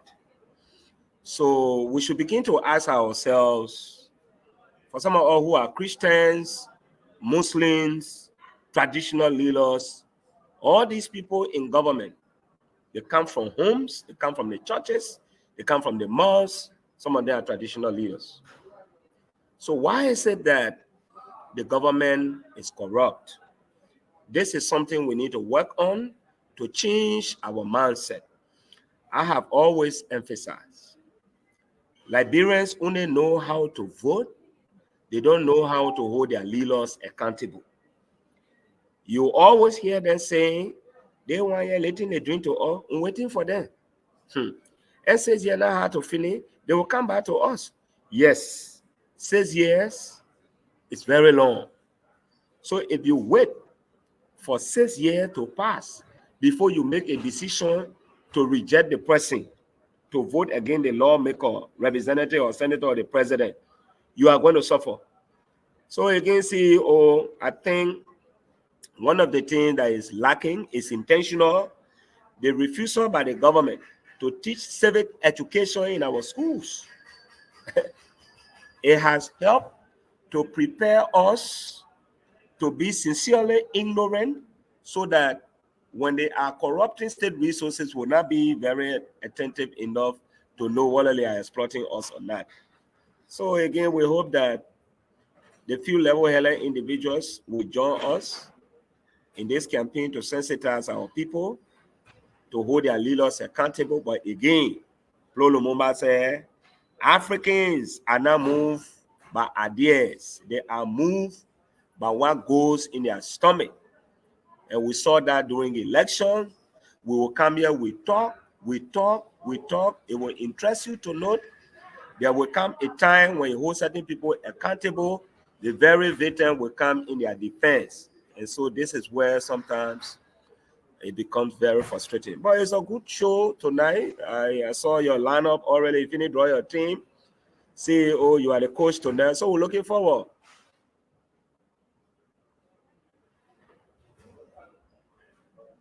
Thank you very much. Here comes Glenny. Glenny, welcome to the show. Let's get your intro for us. Hello. How you say here comes just in a tornado? Just in a hurricane. She will not fall for it. Not today. I will not mind him because he want ally. He want take your place, but he will not make it. He and myself and Grandpa can't. He will not make it. I'm grateful he will eat. Hello, everybody. It's good to be. It's good to be here. Lots of things happening. Lots of Facebook postings today with people writing. But we're watching. We're looking forward to the show. Hoping that hearing the president is returning this weekend. So we'll see. We're looking forward to that. And I also was like, it sure will not be easy today. Let me hurry and get home because they had about Lana, our boss, when I start learning her first in the morning. And that's so much thing. We here. We will make it. Breakfast do more with butter. No, I was lining up, but I just remember that Fadiga stayed in the chat room. I couldn't trust him. So I stopped. Look at you. I was trying to put the information in the chat room, but I remember that, and Steven Johnson too. He was interrupting me. So I said, okay, but I'm not doing anything. So, but guys, welcome to the show. And thanks to every one of you. You took off your time just to be on Spoon. It's not because of me, but the Liberian people. I really do appreciate you guys. Thanks to every one of you that today we are here to talk Liberia, to talk about the current issue, those trending issue that is so important to the soul, to the mind, the body, the forward march of our country. I say thank you, Dr. Rachel said. I say thank you, Uncle Sam Jackson. People can beat you from all parts of this world, but you know what? You're a unique individual. Dr. Boplet, thanks for the addition. You come with a special message every day, like yesterday. And a lot of folks enjoy that. Mr. Dwalu, we understand your situation. You still asking to go back to Liberia. I hope your wife can grant you the access, the time for you to go. I didn't know what you did the last time that she stayed stopping you, but welcome to the show, Mr. Dwalu. Paul Kennedy, as always, I know the education problem. We are about to discuss it, and you'll take your flight to Amarakone. But this time around, it will be Potokane because you're planning to run against Potokane. My dear brother and friend, Patrick, we say welcome to the show. I don't know too much about you. I'm still trying to adapt to know you very well, but I know that you're a very unique, happy environment, and all other things is off the table. Sister Glenny, may God bless you. Let's have a wonderful show. All right. I know you want us to get into the education. There's this thing that's happening in our country. Why all the agency, most of the ministry, we start with LDA, between Fadika, AB, and Golko. Today, 5 months, the president going to make a decision finally. We can confirm that when he go back to Liberia. But that fighting, ministers, deputy ministers, director, deputy director, it went to the, how you call it, NBC, National Bureau of Concession. Edwin Dennis and Bill Cletus. We had it on the show again. It went to other places, but most currently, public work. I want us to start with this because we're uploading the education pictures and some video we have, then we'll come to it. But I want us to start with this front page, which was on our flyer. I want to hear from you. What is happening? What do you know? What can you tell the Liberian people? What is going on between Roland Giddings and Prince Tamba? Let's start with you, Dr. Richardson. Everybody get 1 minute. We want to make this sweet, and we want to give our own opinion on this issue as I share the rest of this information. Dr. Richardson, fueled by tribalism and nepotism. This is from the C. This is from page. What do you know, Dr. Richardson? Well, the two things that come to my mind, one is Giddings is accusing Tamba. Okay, he is saying that Tamba is causing unproductive behaviors based by not abiding to his rules and his instructions at the agency. He's saying that Tamba refused to sign checks that were supposed to go to contractors or engineers, and so it is slowing the engineers down in terms of them fixing the road. He's also accusing Tamba of not going to check on the work that the engineers are doing. And, he's saying that Tamba should not have traveled to the president during his gone trip. And Tamba did. He should have addressed urgent issues in the country. So I hope in the future that we'll have Tamba on or Giddings on to present, their story. There were some things that I don't know, about the works of the engineer that Front Page Africa is reporting. My second thought on this, and I'm going to stop because I know I only have a minute, is that both of these individuals were appointed by the president. Some people might argue that Giddings does not have supervisory power over Tamba. It's the president who does. But I find that hard because if you're appointed to be head of an agency, why won't you have supervisory power over that person? And I also like the idea that Tamba is defying some of the day-to-day business as usual at the agency. I think he signed a voucher because he did not use it, and Giddings does not want his disrespect. Thank you very much, Dr. Richardson. And again, I will beg you guys, if you want us to do a minute, 30 seconds, we will. Let's stick to the time. There's a lot of loaded information coming up. Uncle Sam Jackson will do the 1 minute, 30 seconds, and that's why Dr. Richardson used. But great point, Dr. Richardson. I appreciate that. Look, I'm going to go back in time. Let's just be very clear about this. You're having all of these problems in this country because the foundation of the post-war political economy was completely screwed up by Ellen Johnson Sirleaf. She was the first person in the history of the country that appointed a non-engineer to be Minister of Public Works because there was a budget of $46 to $50 million they wanted to play in. Roland Giddings, good friend of mine, I like him a lot. He has no place being Minister of Public Works. He doesn't. The Minister of Public Works is a technical area. And this gentleman, Tamba, from ADB, I think he had 2 master's degrees, had technical stuff. So he feels like and rightly so, because he's more qualified than my friend Roland Giddings. Okay? And then, of course, and against Tamba, there's also a tribal effect where he believes that because he's close to the power that be, that he can.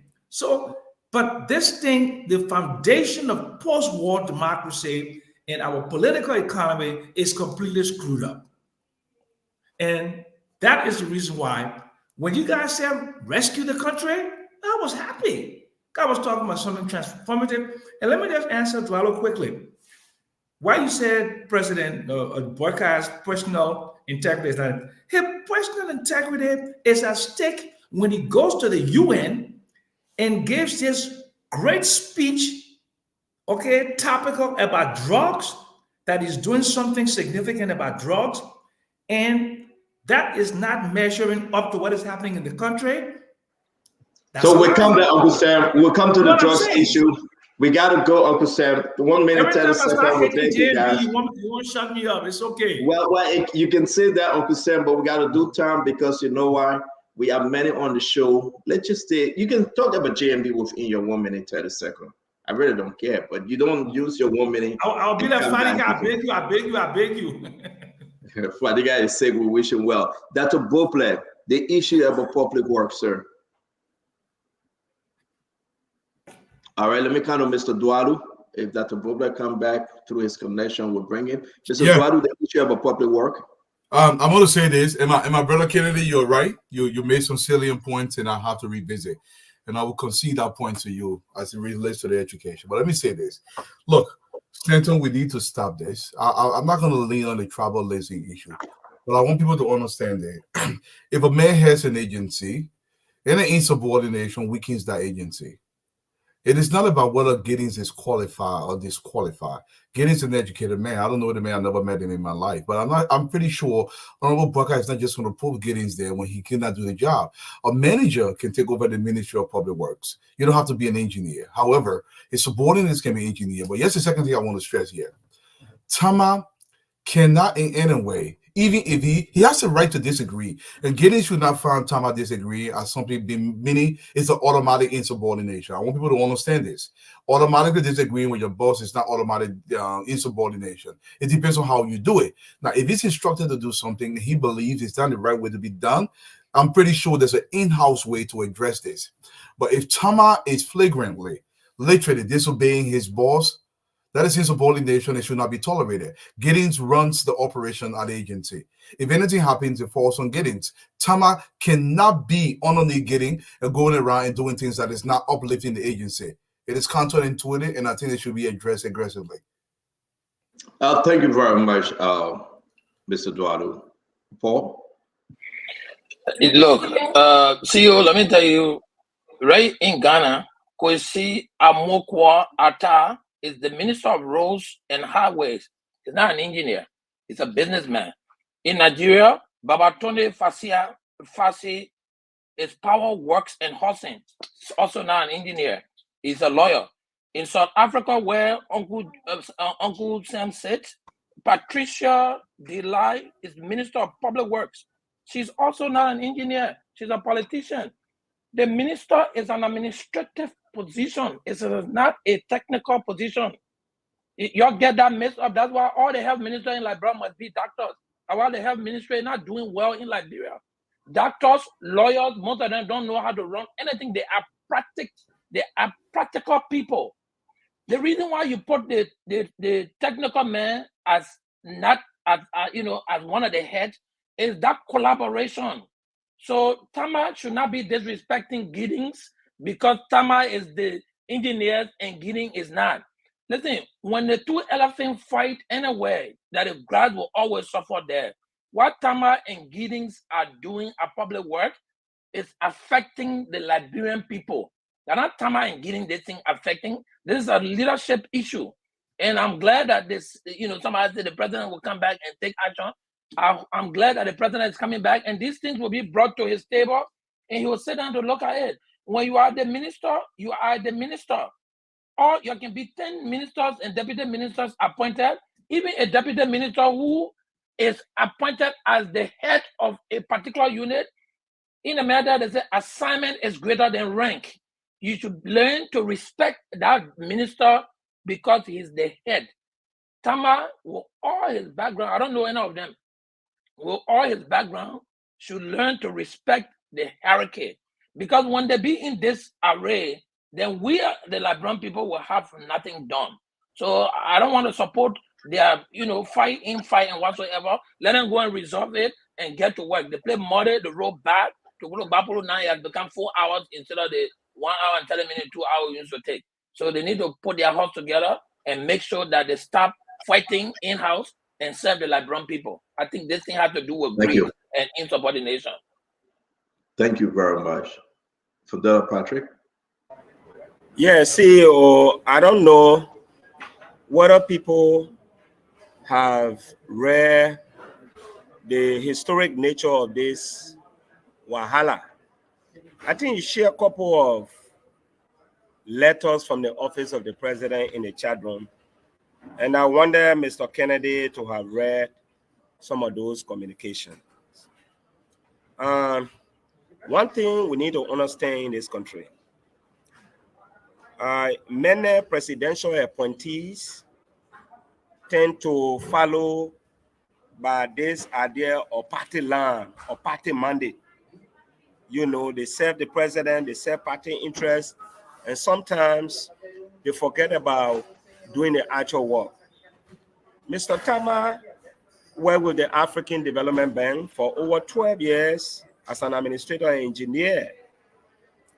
And when he was seconded by the African Development Bank to the government of Liberia for 3 years, he came with the intent and desire to build our roads. Prior to his appointment, he been in this country, he supported Ellen Johnson Sirleaf, supported George Weah. He knows no party, he knows no connection whatsoever.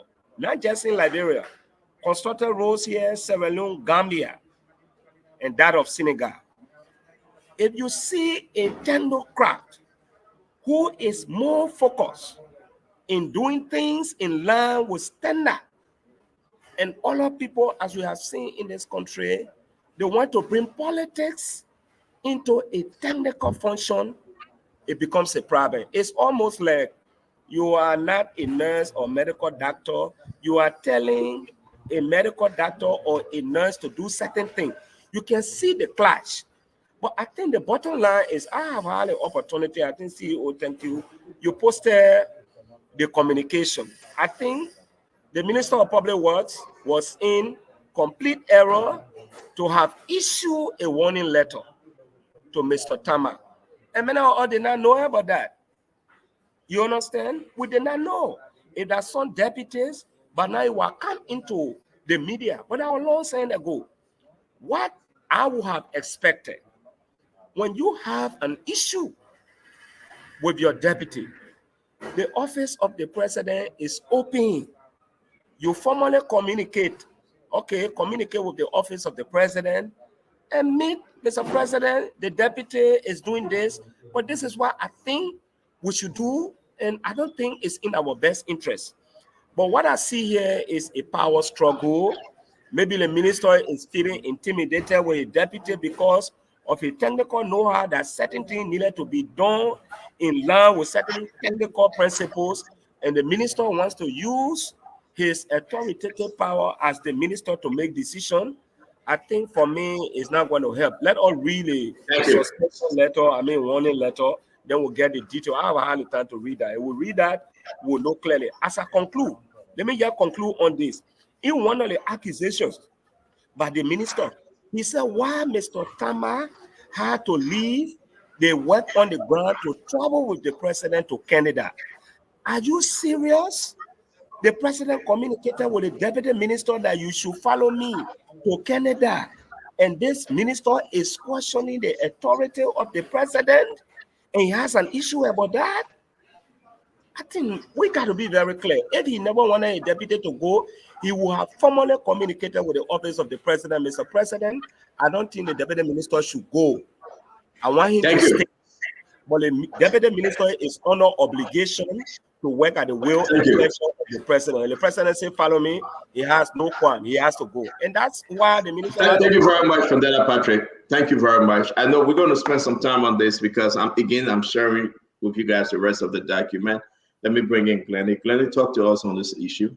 So I think we've talked about this before, and I'm hearing everybody, and I'm hearing Patrick. Some of us have read the information Stanton posted. I think when I spoke about it the last time, I kind of agree with what Paul and Tualu said. That was my position. I felt that it was insubordination because Tama feels he's an engineer.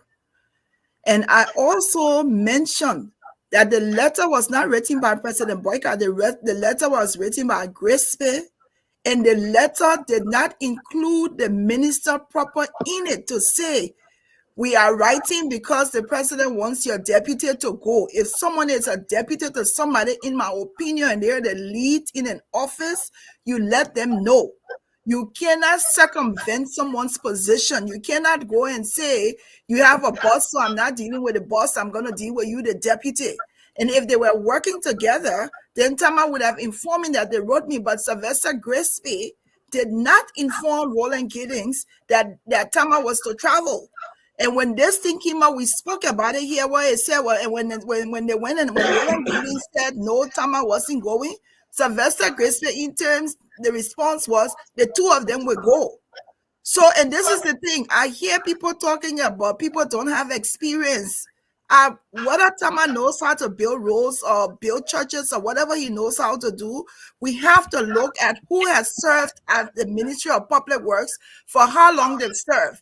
The difference between Tama and Giddings is that Tama has an engineering degree, but Giddings has worked at that ministry and has been able to come down from deputy all the way to minister. So he does have some experience. And I don't even need to talk about the fact that a minister of public works, there's no requirement. We've talked about this even before Roland Giddings was appointed. He came on spoon here. There is no requirement that minister needs to be an engineer to do it. And I think the story I like that the story that Front Page Africa highlighted this story because we cannot ignore it. If the minister is feeling that Tama has some association to the president, that's concerning. And if the two of them working in the position and they can't work together, and that's an issue, the president needs to address this. But I don't think we can come and say, oh, Roland Giddings is feeling insecure because Tama is an engineer. No, Tama has to recognize he's not the boss. There's a boss at the ministry, and he's subjected to the authority of the boss, whether he was Thank you very much, Manny. or not. Thank you very much. Thank you, guys. Again, like I said, there's a lot to discuss on this issue. I'm sharing with you more document. There's a video. Dharma, can you put that recording in the chat room, please? I want you guys to listen to it while you're not speaking, and then we can make our decision. I'm coming to you, Dr. Bopler. We are not transitioning, sir. So no, go ahead. Just go ahead now. You're already in.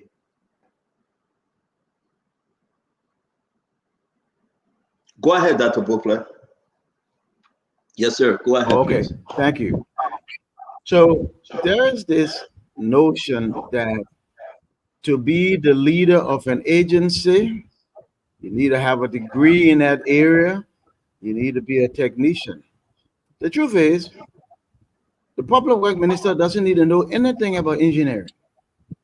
The minister proper needs to be a leader, somebody who can mobilize, motivate, manage, and move people to get things done. And I think we make the mistake often in Liberia. You need to be a leader, somebody who can get people going.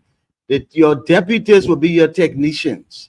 And so at Public Works, if Mr. Giddings doesn't have an engineering degree, doesn't matter. If he can pull the resources together and he can move the ministry forward, that's what he's supposed to do. And that's the job of the leader. And so this issue with the two of them, look, the president appointed the both of them. The deputy comes from the presidential appointment. But if you are a deputy, you are subject to the organizational structure. You don't report to the president. You were appointed by the president. You report to the minister. Okay, that's your boss. So the both of you came by way of presidential appointment, but once you get in the organizational structure, you report to your boss. This is a situation that the both of them need to sit down, just iron out. And if they can't, then the president need to call both of them.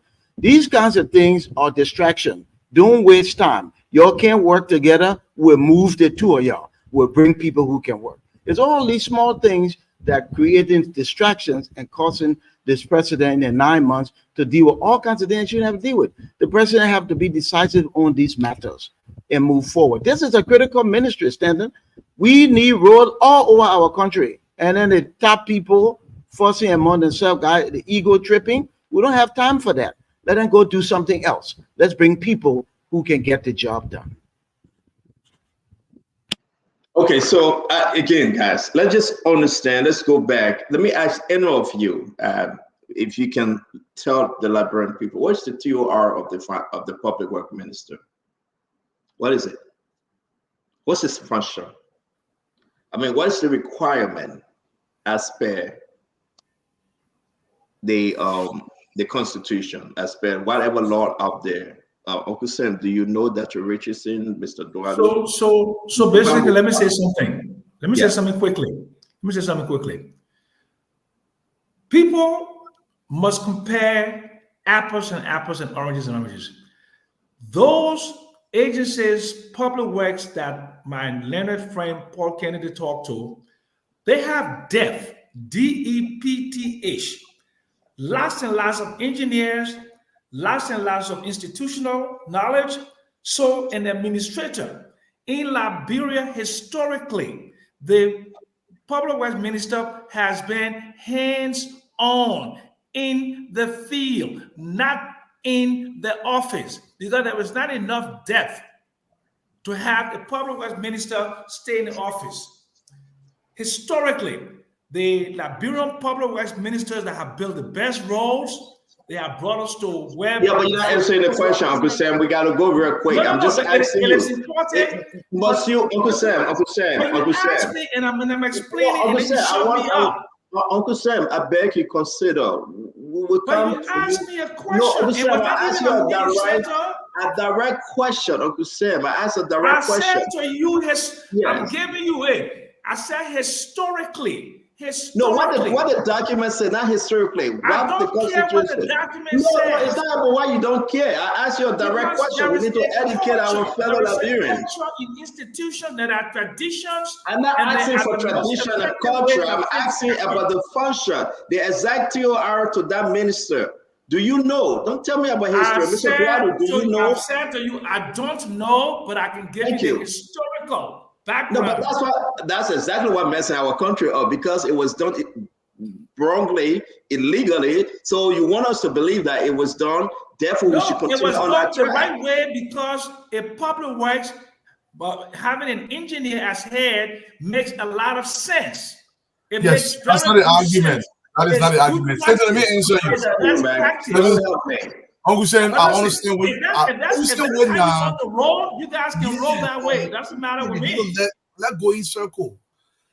I understand what you're saying. You got a valid point, but you don't have to repeat the point 12 times to be. No, but I'm seeing it, and then he's obstructing me because I want the public to understand where I'm coming from. Because I see the comments, and they need to be educated as to the origin of the Ministry of Public Works. We asked a direct question. We got to go around the table. Maybe somebody can help educate us. Every minister, every director have a TOR. Am I correct, Mr. Dualu? That's true. Let me say this. What is it? The public work, any other public works across the globe is set up to do one thing, is to maintain and build public infrastructure. That is a basic thing. Now, I understand a lot of engineers take that. And Hussein made a valid point based on the history of that ministry. It's been run majority by engineers. And it makes a lot of sense to be run by engineers. But it doesn't necessarily, you understand now. Giddings, as I understand it, came through the rank and file of the public work ministry. So he does have some experience. He didn't come through no rank and file. He was sent there as deputy, no rank and file. So he just went as deputy? He didn't come from the bottom. He was sent there from the project delivery unit, and he accompanied his friend Judy Moore, another non-engineer there. So there were two non-engineers in the highest position at the Public Works Ministry. And that is screwed up. That is messed up. Completely messed up. That's the history. Thank you, Uncle Sam. Does that make it right today? Can we know the TOR of the Public Works Minister, Dr. Richardson? Since I'm trying to research that, but I didn't get a chance to find it yet. But I want to side with Mr. Jackson saying in terms of the historical aspect of how did Minister Giddings get to be Public Works Minister. So there's two things I'm hearing everybody say. Just because somebody's in leadership, does that mean that they know how to lead? Okay, that is a question that we should ask ourselves. Just because you are a minister and you are expected to lead the ministry, do you know how to lead? And just because you have had experience does that equate to productivity? So that's the question that we Liberians. So somebody can be in the ministry for years and years, can rise from, I mean, to the height, to the minister level from, depth or whatever. But he didn't come to the ranks. He never came to the ranks. I'm just saying, even if he came to the rank, he didn't come to the rank. But does that equip to productivity? Does that equip to the roads in our country being built, the infrastructure in our country being built? And that's what we need to ask ourselves in here. And I'm looking forward to seeing more. Because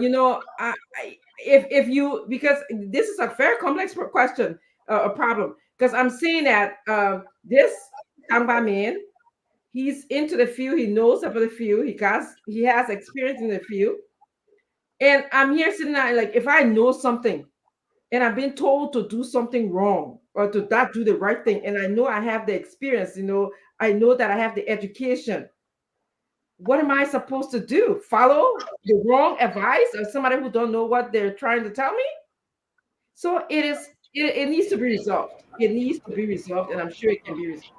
Yeah, quickly, CEO, let me just, our research in journal, let me just read something I got from the Minister of Public Works. They said the Minister of Public Works in Liberia is responsible for overseeing the construction and maintenance of public infrastructure, including roads, bridges, and public buildings.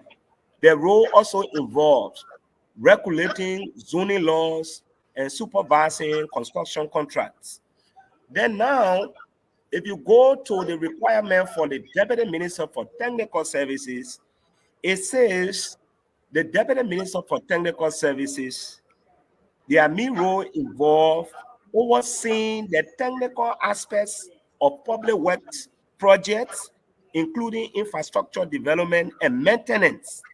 So now, if you see the two responsibilities, it has to do with technical aspects. Before you supervise public work materials like buildings, constructions of roads and bridges, and the other deputy has to do the same work, one needs to have a technical knowledge to know whether this contractor built a very decent road or not. If you don't have any technical knowledge, and someone you hire as a contractor builds a road, and you don't have the technical knowledge, that person will easily get away with certain things because you don't have the technical knowledge. That's not true, Vendetta. So, boy, CEO know how to build planes? No. I come in. Boy, CEO know how to build planes? No. I just read something here, and that's why they have somebody as Deputy Minister for Technical Services. We need to be very clear here. Nobody is questioning whether you don't have to be. That is not an issue. Both of them are competent, and I'm sure that's why the president appointed them. But here is what you people are missing here. I see people talking about gross insubordination. Where are you coming from? Mr. Tamba works with the African Development Bank for 12 years. He built roads in Liberia. He built roads in Sierra Leone. He built roads in Gambia. He built roads in Senegal. Continental. And he was seconded by the African Development Bank to help the government of Liberia in its road construction. He goes there as Deputy Minister for Technical Services. Hey, we have to be very clear. Like Dr. Bropla said, one person has to exercise leadership. A technical person will always be a technical person. We got to be very clear about that. When the roads are not built properly, somebody will say these roads are not built well. Like I said, political appointment, and this is my point. Mr. Tamba has never been in any political activities in this country. He has no political loyalty. He sees himself as an asset of the African Development Bank, trying to contribute towards national development in the country by working with the Minister of Public Works. So for somebody, let me get there on this. See, Like I said, it was wrong for the Minister of Public Works to have issued a warning because the direct channel of communication was the office of the president. Right, the president, Mr. President, I have an issue and this is why the deputy you sent to me, this is what he's doing. But to formally warn your deputy, and you knowing that both of you are under presidential money and the office of the president is open to you, I think that is the sign of Thank you. power. Thank you, guys. Dr. Richardson, 1 minute. Dr. Richardson. Please, I want us as we speak to please put this in context. The context is Liberia. We cannot compare CEOs or public work ministers that are in America, in South Africa, or in Nigeria, because those people are different in terms of the support they have. Okay? Amen.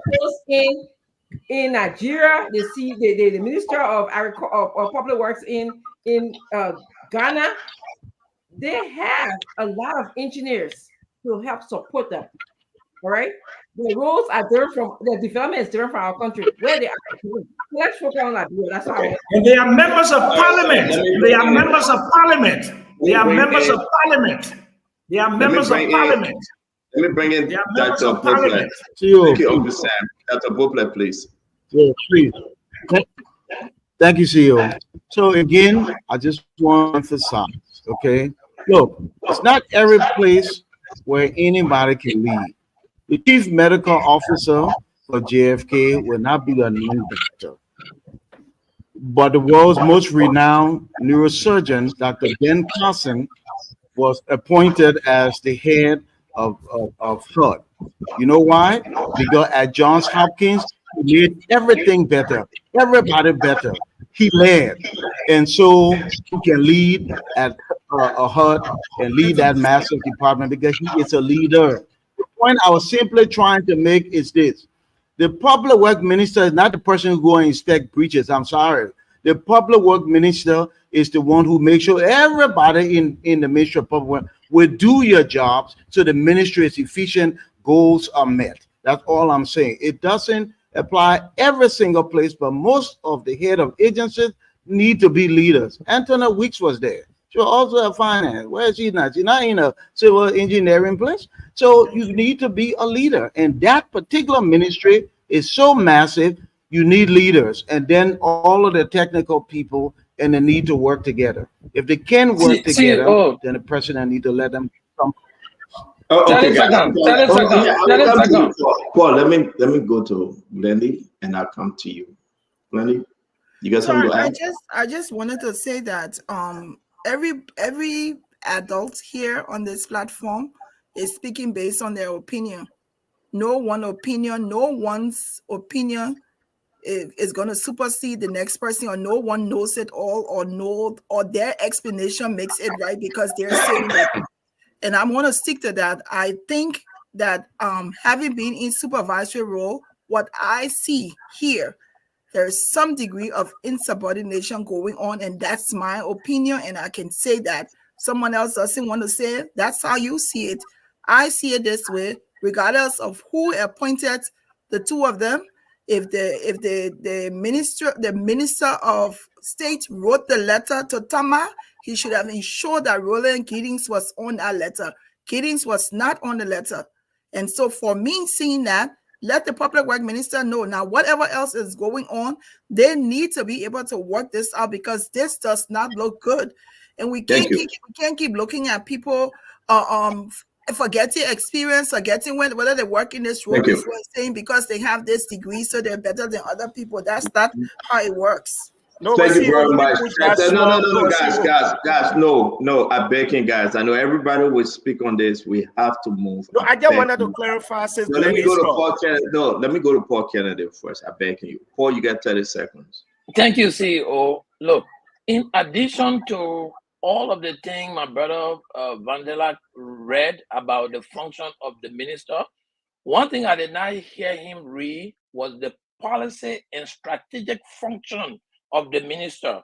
The minister, in addition to everything Vandela read, develops and implements national infrastructure policies and strategies. And he also monitors and coordinates with other ministries and agencies. Look, I led the Millennium Challenge environmental and social performance, and we built bridges. I got no engineering degree. But I That's have why the people with preachers are me. messed up. Guys, That's Uncle why Sam, the can you, preachers are messed Uncle up. Sam, Stop Uncle Sam, interrupting can me. you please That's stop why the preachers are interrupting? messed up. Go and look at Uncle Sam. Alejandro and some of the So, things guys, that we done gotta there. move on. Thank you, But you Paul are Kennedy. interrupting me. I did not have Paul, an thank engineering you. degree, but my Paul, deputies thank were you. engineers, and I provided policy and Fandela, wait. supervisory Guys, leadership. wait. Fandela, wait. We all need to Paul rewrite Kennedy. some of the lawyer guys like Thank brother. you. They are So old. let's go back. They are Let's go back to archaic, this and they are thing. Paul Kennedy, non-functional. thank you. Thank you, guys. I beg you. When I just said thank you, let's move on. We're backing you up. For that, I would not bring you in. Please wait 1 minute, please. I know this is a very, very interesting conversation. Let's go to the public work ministry. This is from Liberia. Now, folks, as easy as it is, every country different. Not because the people take non-technical person to work in Ghana, it means that that's what we have as the duty of the Minister of Public Work. That's why I asked Dwadu the TOR, and we hope that we can break this thing down. The Minister of Public Work shall have the duty is there. A, B, C. It's different from the Deputy Minister. So this is it. To design, construct, improve, and maintain directly or by contract all highways, street, roads, bridges, and storm sewer. There you go. B said to be in charge of either directly or by contract the construction of sanitary sewer, hospital, public building, and other public works which are built for other ministries or agencies of the government. You can read it. To provide engineering and architectural services for all ministry or agency of the government. This is the duty of Minister of Public Work. Now let's go to the Deputy Minister. All right. Duty of Minister of Public Work, the same thing. Minister of Public Work shall have the duty. I will put up the Deputy Minister because maybe I didn't. But now let's establish something here. It's very important. Everybody have the function. I am not going with how many degrees you have obtained. I am not going to tell the Liberian people today that yes, indeed. I mean, let this thing speak for itself. But what's the main issue? The main issue between Roland Guinness and Prince Tamba. What's the main issue? They are both qualified. The President Joseph Yima Boakai met them, he appointed them, he nominated them, whatever you may call it. But something we are missing. We are missing why this boiling pot is still boiling today. There was an allegation from Roland Guinness to other network that this Prince Tamba, $400,000, 400. Now let's get to the substance of this, and I'll put it in the chat room. There was a contract awarded to a company in the amount of 400,000.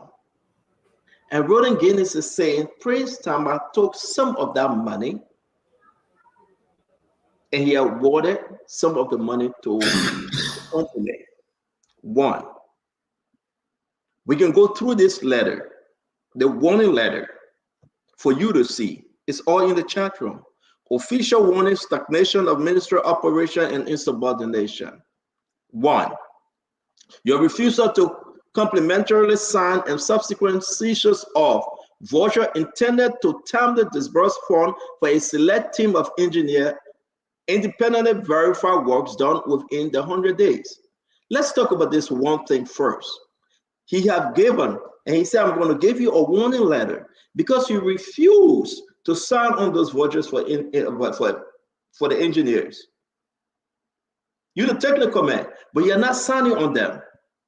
Now, can we ask why Prince Tamba refusing to sign on them?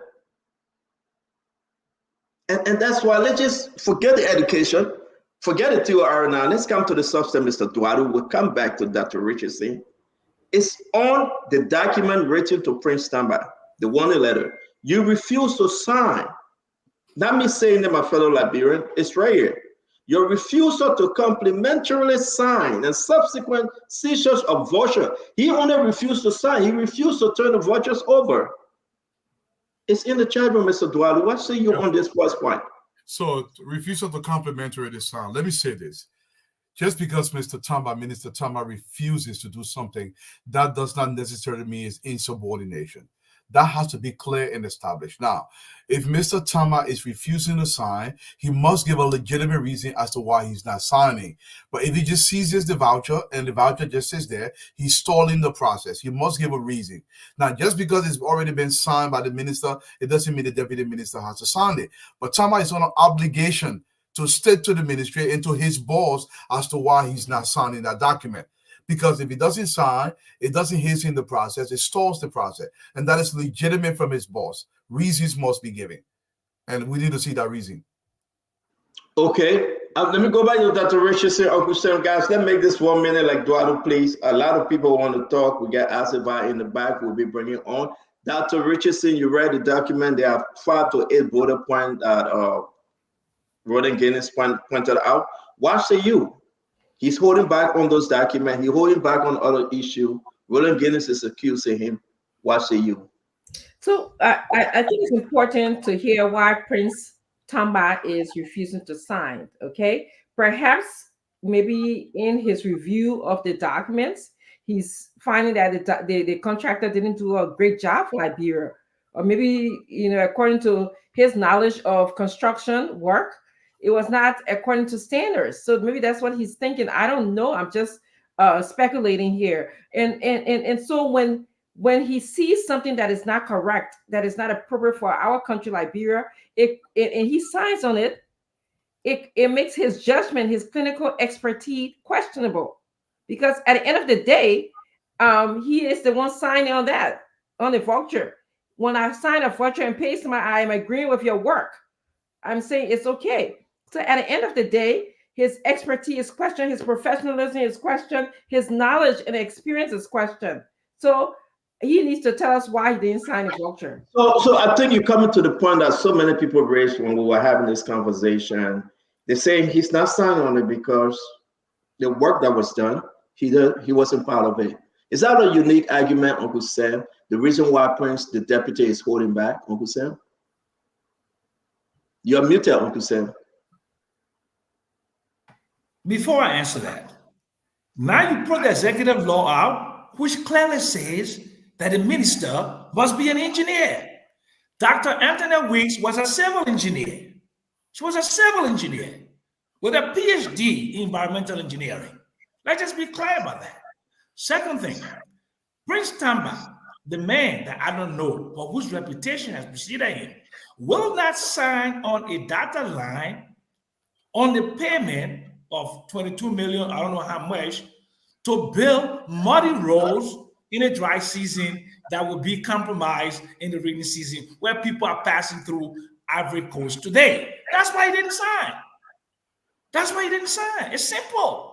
He's a professional. He's an engineer. He's legitimate. He's not like Roland Giddings, who was taken from the executive mansion, project delivery unit, and sent over to public works with his buddy, Judy Moore, as Minister of Public Works, and he as deputy. Two non-technical people. Ali George Salif messed up the political economy in the first 12 years of post-war. All those things she undermined. That is what has been undermined today by the current government. The Unity Party government is being undermined. Same thing. Thank you. Thank you very much. Thank you very much. Paul Kennedy, what say you now? The information coming up, and we got to stick to the information, folks. It's coming up that these are accusations against Prince Tamba. And I about to put this in the chat room about the amount of money in question for you to read further. Talk to me on this first issue, Paul. So there are two things. The first thing we've laid out is the leadership succession. Your boss is your boss, regardless of how many PhDs you have. If that man is named that he is the minister proper, he's your boss. Now, on the issue of signing voucher and holding checks, that's a whole different issue. It's not the same conversation we've been having. Now, people who sign, when you affix your signature to a piece of document, whether it's a voucher for payment or it's a check to encash, you have to be satisfied, because once you sign, you are saying, listen, I am satisfied with this work. I review it. It is good. It's okay. And the contractor has to get paid. and so there I'm signing off in it. Now, if Thomas sees that there are some discrepancies with the work that is done, and in fact he was not a part of it, what a good leader would do is you go back to your boss to hold a consultation with your boss. Listen, you can't, if the fact that you're holding paper, you're not even telling the person why you're holding the paper, that in itself is a sabotage of the functionality of government. You cannot do that. If there's a check that you don't want to sign, you tell your boss, listen, chief, there's this check, I don't understand, could you better explain? If the person explains and you're not in, say, I'm not signing it, and you make it known you're not signing it because it is not in line with the particular function you're supposed to approve of. You can't hold a check and just sit down on it. That's gross insubordination. I don't care Thank what you you. call it. Thank you very much, Paul Kennedy. Thank you. Fundera, talk to us. I think Paul Kennedy should apologize to this platform. Not because your boss is your boss, so you should just submit to everything. You must understand the functionality of governance. This man is the Deputy Minister for Technical Services. And if you look at the chain of command, hey, let's be very clear. The thing we saw in the newspapers today, that information was provided by the Minister of Public Works. Have you read the newspaper? No comment from Mr. Tama. No comment from the Director of Public Affairs at the Ministry of Public Works. That should tell you this is just one-sided information that all of us are basing our judgment. And I would like to decline that until we hear from Mr. Tama, every information that was published here within the Front Page Africa is inaccurate. Because in journalism, you have to be accurate, balanced, and clear. These are the fundamental principles of journalism. I'm not a journalist. But we have to be very clear. If I am accused of something, the platform should be given to me to say something. Well, here's the issue. Real quick, I beg you. Of Public Works, where contractors will receive money, they will not do the job. Mr. Tama has come into the process to put a check mark, and it is not going down well with certain people. Like I said to you, this guy is protecting his integrity because he's a professional individual from the African Development Bank. He worked there for 12 years, no suspension. He built high-quality roads in the sub-region, the Gambia, the Sierra Leone, the Senegal, and even in our country. He has a record for that. So like somebody said, this man will not efface his signature if clarity is not made. Thank you. Thank you very much. Thank you, Fundera Patrick. Thank you, sir. Glennie, come here real quick, my sister. Talk to us on this. So I want to agree with Paul. So if we're hearing all of this about Mr. Tama and how well learned he is, he's worked at this place, he worked in this country, that other country, so he should know procedures. If your boss is asking you to do something and you don't want to do it, document.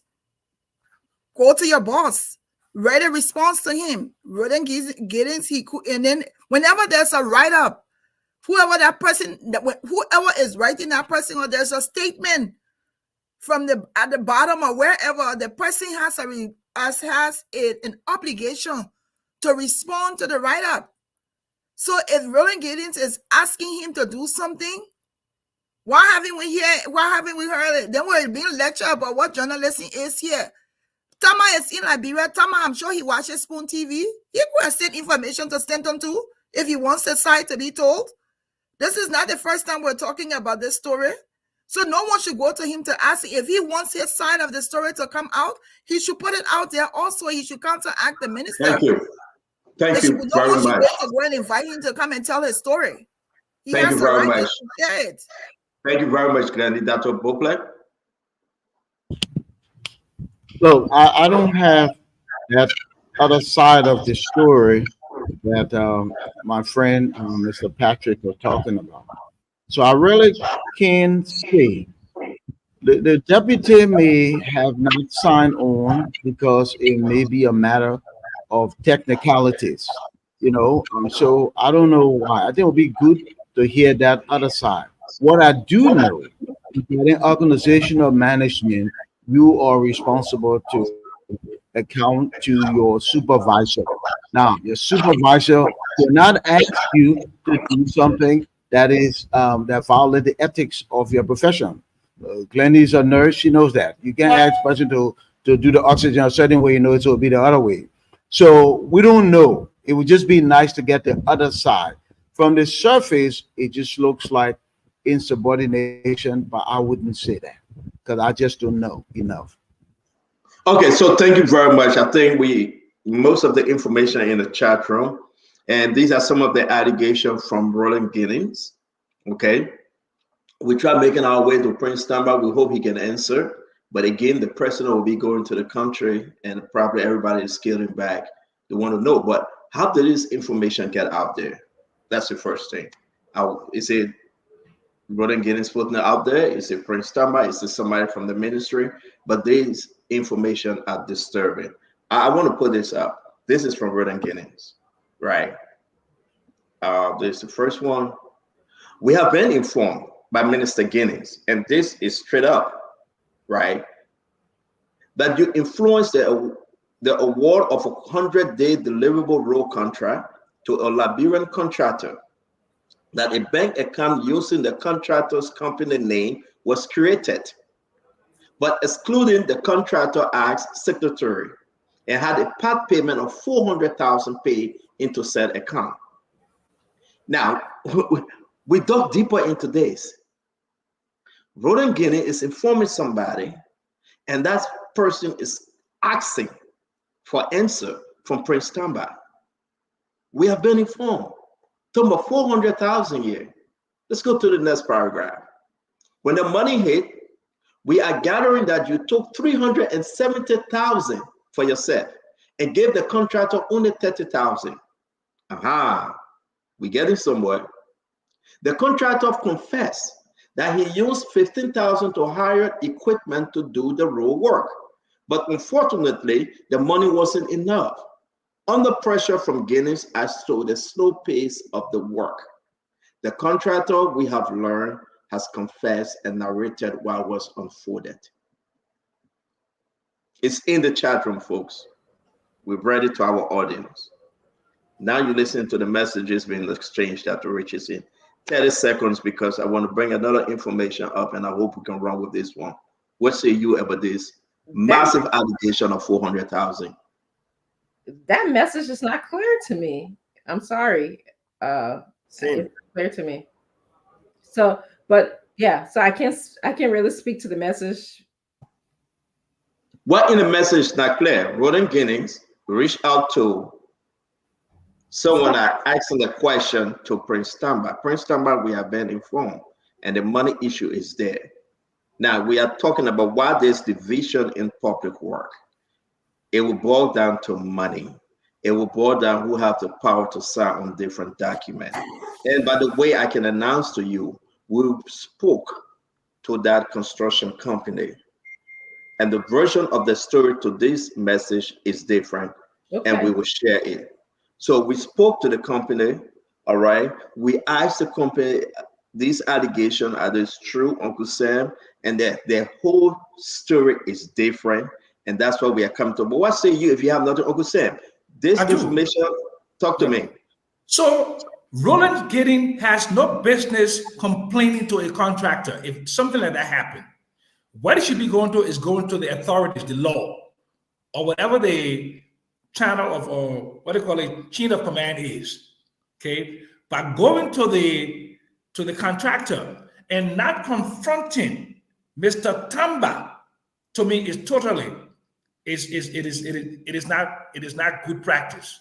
He should have confronted Mr. Tamba, should have asked him frontally what happened to the money. But going to the contractor is like a cheche pole, typical Liberian operation. He should have confronted. Yes. So, Dr. Richardson, would you go and confront a patient if one of your colleagues did something, or would you go and confront the colleague himself? You confront the colleague directly, right? And ask him what's going on. Am I correct? Ethically, yes. That's right. Ethically, I don't go to ethically. But going to the contractor is like typical Liberian. And what I'm getting from some contractors are texting me. They're telling me that Mr. Tamba is now willing to go along with some of the bad deeds that were made on the 100-day deliverables. That is the problem. I'm sure we'll get to that because the whole thing started with this whole 100 days deliverable, the amount of money, the way in which the contracts were awarded, Duadu, the whole thing started. But speak to these messages, and I'm trying to bring the owner because it's saying that, well, good, Tamba gave less amount instead of 400. I hope I can bring the owner on the show to explain, but talk to me. We cannot take your call right now. Whosoever calling, go ahead, talk to me, Mr. Dualu. You're muted, Mr. Dualu. It's almost difficult to take a position when there are several facts that have to be ascertained. First of all, who wrote this message is not shown on the screen. Number two, the validity of how the money is distributed. I'm sure there are documentations. If $400,000 was sent to the ministry, there are documentation. Let's see those documentations and let's see how the money was developed and to whom and for what. And then we'll be able to determine based on what is being proposed here. Now, for Uncle Sam saying maybe there was a thing that Giddings should have gotten and Tamba didn't want to sign on, it goes back to the same thing that we cannot entirely substantiate. Let's get to it because this is a big claim. It's bullying or slander or some accusation that could actually jeopardize somebody. Contractors are calling me and telling me that. They're calling me. And my sources will remain anonymous, and I'm a panelist, so I'm technically a journalist. Sir, let you finish now. You have your turn. Let Mr. Dualu finish. You don't? Okay, Paul Kennedy, let's talk about this, but I can announce, before Paul Kennedy come in, I can announce. Okay, so this thing have gone to court on one of these things. The lawyer is telling this person not to respond. But they say, okay, he's saying there was no 400,000. I will share this text given to our company. The total was 300,000, and all of the 300,000, only 40%. Only 40% were given to the company. Okay, so this company received the lowest amount of all the 100-day deliverables. The 100 days, this company received the lowest amount. Guys, the whole thing anyhow on money issue of Paul Kennedy. The whole thing anyhow that people don't want to sign certain document for the name. Prince Tamba don't want to sign certain document for his name to be carried over. Like you sign the document, you own up to it because it means that you are responsible. But then Prince Tamba said, before I got, if you read some of these messages, it's saying that before he got to the ministry, the contract was already given Uncle Sam. Whether 22 million or 8.9 million contract were already given. It was already rolled out. So the Prince Tamba position was, no, I wasn't here when you gave these people those contracts. I cannot sign on them because I didn't see everything. But now you're bringing me all these vouchers for me to sign. How can I sign on them? We're talking about millions of dollars. And some of the vouchers he asked me to sign, let me go and inspect. Let me go read about those company. And that's how the broker started. Valid point. So the what you said, Dualu? I said they are valid points. Yeah. So he's saying that. So let's read some of the company quote. We'll come to you 1 minute. Let's read some of the company here, right? So if that is the case, right, and this went to the president, I can announce the president spoke to them. But as a technical individual, SSF, West Africa Construction, CRCO, Cisco, Chico, CHRCO, MEND, and all this company, huge amount of money. So another allegation is coming up. When Roland Guinea was nominated to go through confirmation, Roland Guinea knew some of those players from this company. He received some money to help him with his confirmation. And he promised to award these people contracts. So he couldn't wait for Prince Tamba to be confirmed. So when Prince Tamba came, they said, my man, we already got the whole thing. We went through the story with Abache. Abache apologized for Roland Guinness not following the PPCC process. Abache said, Willa forgave him, and the Senate forgave Roden Giddings. But Prince Tama saying no. Though the Senate forgave you guys, I am not going to sign on it. And went to Gillespie, and went to Mr. President. But then how can Prince Tama sign on something that he wasn't part of? Arrest, and we'll go to you, Paul Kennedy, from Dada Patrick, Glennie, Dr. Boble. This story to be continued. So my question, the question here is, can Prince Tama write? Is he writing? Why is he? Okay, so Stanton, listen, in administration, if I'm delegated a responsibility through writing, to say, Paul Kennedy, there were several projects given out. These are the virtual. Please make sure you act on them. I reviewed those virtual. First of all, understanding that I was not there and I don't have the ability to assess the process two ways. You can either do a post completion work survey or assessment, or you say, listen, I don't want to be bothered with it. Then you write back to say, because of A, B, C, and D, I will not be in the position to do this, Mr. Minister. So he did. Of your mandate, He wrote. Okay, what's the copy of the letter? He has it. He has it. He has it at the appropriate time. We'll release it. He has it. Wait, Uncle Sam, everybody got 130 seconds. Let him guys.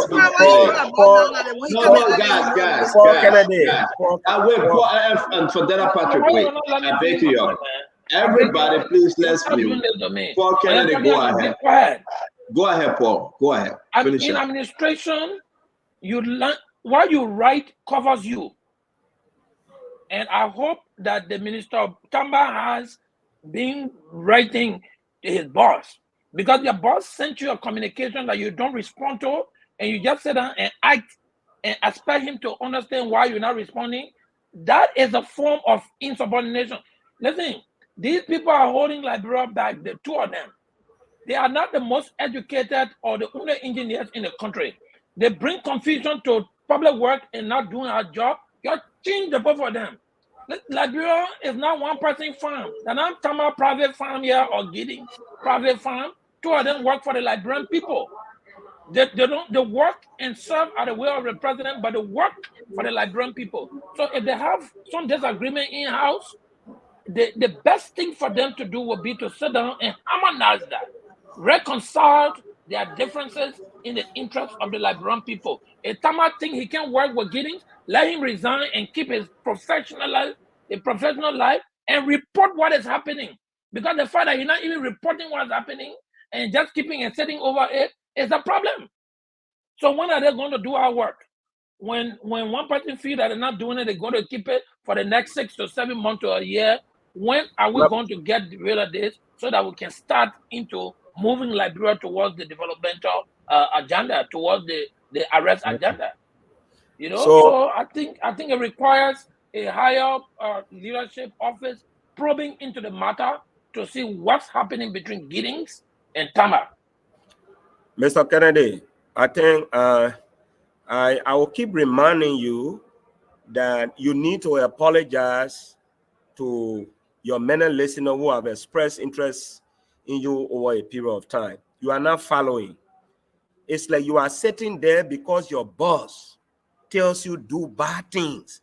He say, okay, I will do it. Let me correct you, Mandela. I will interrupt you and correct you. No. Then the both of us will not talk. I will interrupt you and correct you. I don't want to be like the two deputies. Go ahead, talk. Thank you.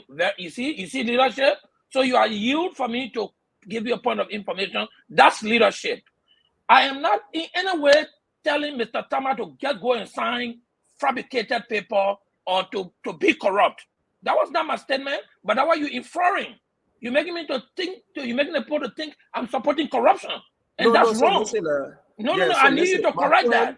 What I've been telling Mr. Tama to do is to document this thing and make sure he engages in communication with his minister. Thank you, Paul. He can disagree with Paul, you. Thank you. Communicate with you. No, Mr. Kennedy. Paul, thank you very much. Go ahead, Fandela Patrick. Mr. Kennedy, you don't know the strategies when it comes to public sector communication. Mr. Tama is a technocrat, and that's why all these things been happening. Let me also correct you. No, hold on, Paul. Paul, hold on 1 minute. Paul, hold on. Paul, no. Paul. Thank you. 1 minute. Paul, 1 minute, I beg you. Fandela, go ahead. Let's run through this thing So quick. nobody needs to understand that we don't talk together. You understand? This is my area. Public sector administration. That's my area. So when we're talking here, you have to listen and take notes. I mean, but just say your own about. Say your own. Let's go back. The first thing he needs to understand in the warning letter, this minister, this corrupt minister in Giddings, indicated that Mr. Tama had no right. You calling Giddings corrupt? He's very corrupt. Okay. Very, very corrupt. This is the man who went to the Senate and admitted, and the people say, we forgive you. Mr. Tama is saying, okay, the Senate forgive you, but we would, for me as a professional person, I will not forgive you. And you will not force me to join you in your criminality. I will not do that. But here is the issue that many of us are missing. In his warning letter to his deputy, he stated clearly that his deputy should not have traveled with the president to Canada. He needed to stay here on the ground. That is not just a gross insubordination, it's an abuse of presidential power. The president, and since Glennie talked about Gracefield Road, and they did not copy Minister Giddings in a communication. But Mr. Tama took the letter to Mr. Giddings. Mr. Giddings, this is the mandate from the president. I should travel with him to Canada. What else you need? What else do you need? But like I said, this thing, one person is very protective of the job. They don't want to do business as usual. They want to make sure that checks and balances are brought into government. And anybody who works in the public sector, like the African Development Bank or World Bank or whatever, there are channels, there are protocols. So this guy come here, a young man wanting to serve his country to leave a lasting legacy. And somebody is telling us that the minister, because he's the minister, do this and should do it. Here is another mistake, Minister Giddings, which I believe is a gross level of incompetence. If your deputy shows a level of insubordination, the office of the president is open to you. Thank you. The office Thank you. Thank you for that, Patrick. Thanks very much. 30 seconds, my brother. I beg everybody say I interrupt that. Justice is justice, bro. No, but Porto, most of my time, I just. That's not even true. When you have 1 minute, you talk for 4 minutes. Now you interrupt me. I even put it in the chat. Okay. So we come back from that, Patrick. We'll come back to you. Let Glenn talk. We got to do 30 seconds. I beg you. I will come back to you. That I promise you, please. Glenny. Glenny, like your sister. Everybody. Yeah, thank you for recognizing that, because it won't change that, my brother. So that's it. I want to drink water on it. Center, we will talk the story. We'll keep expressing our opinion. We won't agree on it, but to be able to hear the other side, let time I express. And then you ask a fundamental question: who's sharing this information? What is their interest? Who's reaching out and sharing this information and sharing it to strategic places? Spoon TV, Front Page Africa. Who's sharing it? Could it be Tama? Could it be a relative of Tama? I lost you. What's your question, Glenny? Sorry. Who's sharing the information to these strategic places that will get the community talking about it? Who's sharing them? Like the minister. No, but for that, it could be Tama too. For that Patrick way. From Bella Patrick. I already know you conflicted because you want to hear you're not objective tonight. Glenny, are you done? Glenny, are you done? And I'm going to answer you, Glenny. That's a good question. Let Dr. Bopler come in. Dr. Bopler? Stanton, did I hear you say that this matter between the minister and deputy have reached the precedent? Did you say that? Sir. Did I hear that correctly? Yes, okay. Yes, sir. So if the matter has reached the precedent in the executive branch of government, he is the final arbiter. We shouldn't be having these conversations. The president will resolve that. Unless somebody wants to go to the judiciary and say, because of X, Y, Z, I'm taking this to court. So we're already going to the president. Then let's wait for the president to weigh in, because that's where the buck stops. But that's not what we do on a talk show. If we go to the president, we go for it and we talk about it. Yes, true. But the president hasn't. Yeah. But the president hasn't spoken. Yeah, but we can't wait for the president to speak. No, but the president hasn't spoken, and as a matter of resolution, when he speaks, then we can take that and extrapolate. I need the resolution. Yeah, I need the resolution, guy. We will come there and we'll come to you first for you to find a way forward. But this is what a talk show is about. We're discussing, the folks in the government have to listen. There are hundreds of thousands of Liberians out there following us right now. But let me say this, it's important for us to say, I just put the receipt in the chat room. Yes, the receipt, let me share this receipt. Robert's group of companies received 239,000. So the question about the 400,000, they are saying we didn't receive any 400,000. There was no 400,000 that came by way of Prince Tamba. So whosoever sending that messages out to newspapers saying Prince Tamba took 400,000, they are in some legal battle and they want to address this, but the lawyer cannot allow Roberts to address this. As you can see, yes, the receipt, folks. Yeah, take the picture of it. It is important. Ministry of Public Works project. Look at the date, April 10. It was within the 100 days. How much was awarded to Roberts? I think it was around 700 to 800,000. This is about 40%. This is about 40% of the actual awarded amount. So as you can see, they are saying no. The information out there that it was 400,000 and Prince Tamba gave us only 30,000. They sent me this document to say no, Prince Tamba didn't give them. Uncle Sam, are you following? Prince Tamba didn't give them 30. This is $239,077.56. But see, you posted a message. Who said 400,000 were giving out? You the one brought it out. So we need to know. So let's go back to the message. Let's go back to the message and let's just read. We have been informed by Minister Ginnings. So it's right there, right? Yeah. They reached out to Prince Tamba, some newspaper group in the country, and they told Prince Tamba that we have been informed by Minister Ginnings that you influenced the award of a 100-day deliverable road contract to a Liberian contractor, which is robust. That the bank account using the contractor's name, company name, was created, but excluding the contractor as signatory and had a part payment of 400,000 paid into said account. Robust, I spoke to the owner, and the owner saying everything that Brother Ginnings is saying is a lie. So then when I push, he sent all the pictures, the document, and I will send the document, everything they were awarded, and they're saying that if it wasn't about their legal battle, they were going to speak on this issue. And it's not only Robust, it's the SSF. So then I push, I said, but why are you not signing on this document? I'm not signing on it because I didn't give them any contract. Roden Ginnings gave them the contract. And now I will also share with you guys the amount. When we say 22 million, some people say Stephen Johnson, Mo Addy, and Mame, all of them say no, it's 8.9 million. But how was it given though?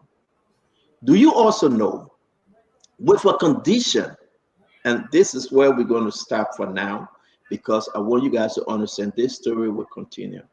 Roden Ginnings told the contractor, say, you want a contract? You will give us pickup. You will give us a car. You must give the ministry a car. It's illegal to award these people contract for vehicle kickback, whether with the ministry or to the minister. I see you opening up that, Patrick. Why? So, you know, CEO, we have to be very honest. There are more around. Okay, I'm sorry, Fadela. Let me hold you there because the women will kill me. They want us to go into Dr. Richardson. So guys, hold on 1 minute. Oh, you can't use the same role all the time. It doesn't mean you can start from bottom, we go up, from up, we come down. But tell you alone know to talk here. You want to plenty, you were taught tire. Get other people chance to talk. No, but let me everybody will talk. You can start from bottom up, from top bottom. So so let me go ahead and play the video first. But then hold on, let me play the video. Let me play the video. I want you guys to listen because it's very important. Roland Guinea admitted. He said, yes, we asked those people to give us vehicles. So I reached out to a couple of government officials. I said, is it legal? They said, no, we don't know. I don't know what condition Roland Guinea will give you a contract and say, give the company or the ministry or myself a vehicle. Let's listen to this video. Joseph Sally, I report for Baba FM and TV. My question goes to the Minister of Public Works. I want to know, has there been any time during the contracts to contractors that you, within 100 days, that you insisted those contractors to purchase pickups and vehicles for the ministry? So I'll address the questions as they came. There was one that asked about the 100 days, about the purchase of vehicles. Yes, during the negotiation, we got no objection from the PPCC. The sole source or single source the project. We had the team negotiate with the contractors. And so, yes, companies that won the contracts did that because we inherited a ministry where I had a vehicle, and to be able to supervise such projects, some of our assistant ministers who were taxed to be in those corridors for supervision had to be mobile. Yes, we did. And those pickers were turned over to the Ministry of Public Works and being used now by assistant ministers and directors, and some REs, resident engineers.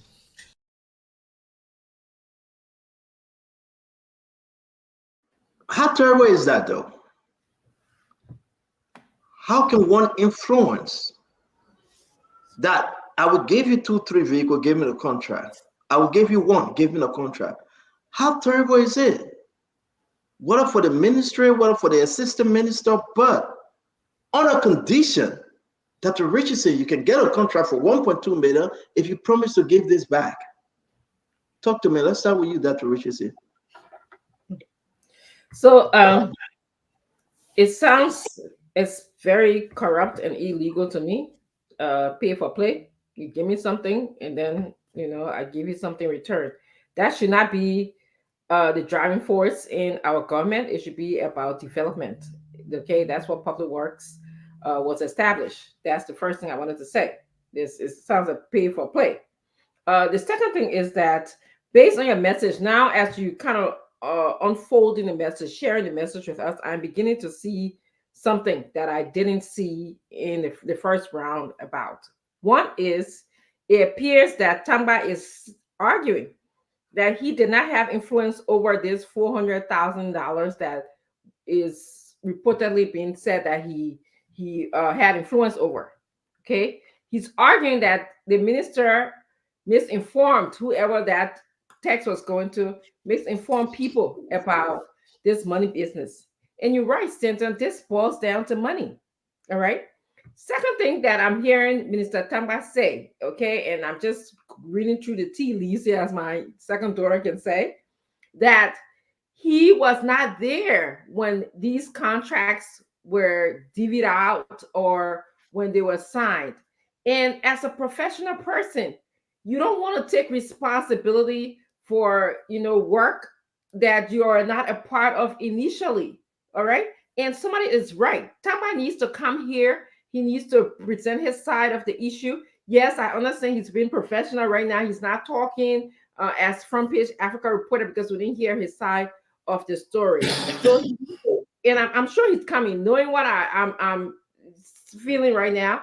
He's gonna speak. Maybe not now, or maybe he's spoken already, and we don't know his story. But sooner or later. Lastly, you asked a good question, and I want us to stick that we need to change the laws in Liberia regarding leadership of this ministry. How in a world that the Ministry of Public Works would say the minister is supposed to design, construct, improve, and now, Richardson, can we come back to it? I just finished with the cycle of baking you because one comment. Yeah, How the can you record say that now, let's see what the time. design, construct, and improve directly or indirectly these things, streets, roads, bridges, and it's like you don't even have any idea about engineering and design, construction, and all of those things. That is in the law. Thank So you. after you and say I'm bringing you a 2x4 bridge or a 2x4 road, if you don't know the history. Thank you, Dr. Richardson. You went above the time. We gotta hold you there, Dr. Richardson. Please. Thank you, Mama. Make that point. Sorry. Thank you. Uncle Sam, let's go back. Is this legal though? Can somebody help us that Roland Giddings a water contract and get vehicles for the ministry? It is not. It's not only illegal; it is criminal. You have to inflate the invoice, because if you give him back something of value, you are decreasing the profit of the contractor. So the contractor had to add the cost of that pickup into the contract price. So the government is buying the pickup indirectly because that government money. Roland Giddings, what's wrong with you? This is government money. This is our tax dollars. And it should go through PPCC. You cannot ask a contractor to give you contract value minus the cost of the pickup, and you get the pickup, and whose name do you put the pickup on? Who is responsible for maintenance? Is it GSA? Is it the appropriate? This is illegal, and it is glaringly illegal.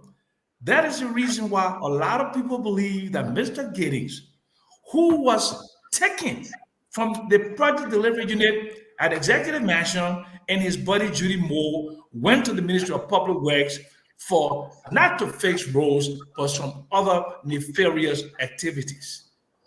That's what people believe. Thank you, Uncle Sam. Mr. Duarte, talk to us, please. Yeah, I'll do him a 1 minute. A project manager supervises the construction of a home. He's not an engineer, he's not a plumber, he's not an electrician. The statutory mandate of the Ministry of Public Work, they say he's supposed to do this thing. They're speaking to his supervisory position. They're not talking that he himself has to go do it. But I would say this, look, this is almost don't do that. I'm not at you. We said Leo Marine brother. Let's go ahead. Go ahead. Look, this is a typical example of a quid pro quo to some extent. But same time, I want to say this. Giddings should know better. If you want to buy pickups, a decent quality pickup to run across the country will run you $30,000.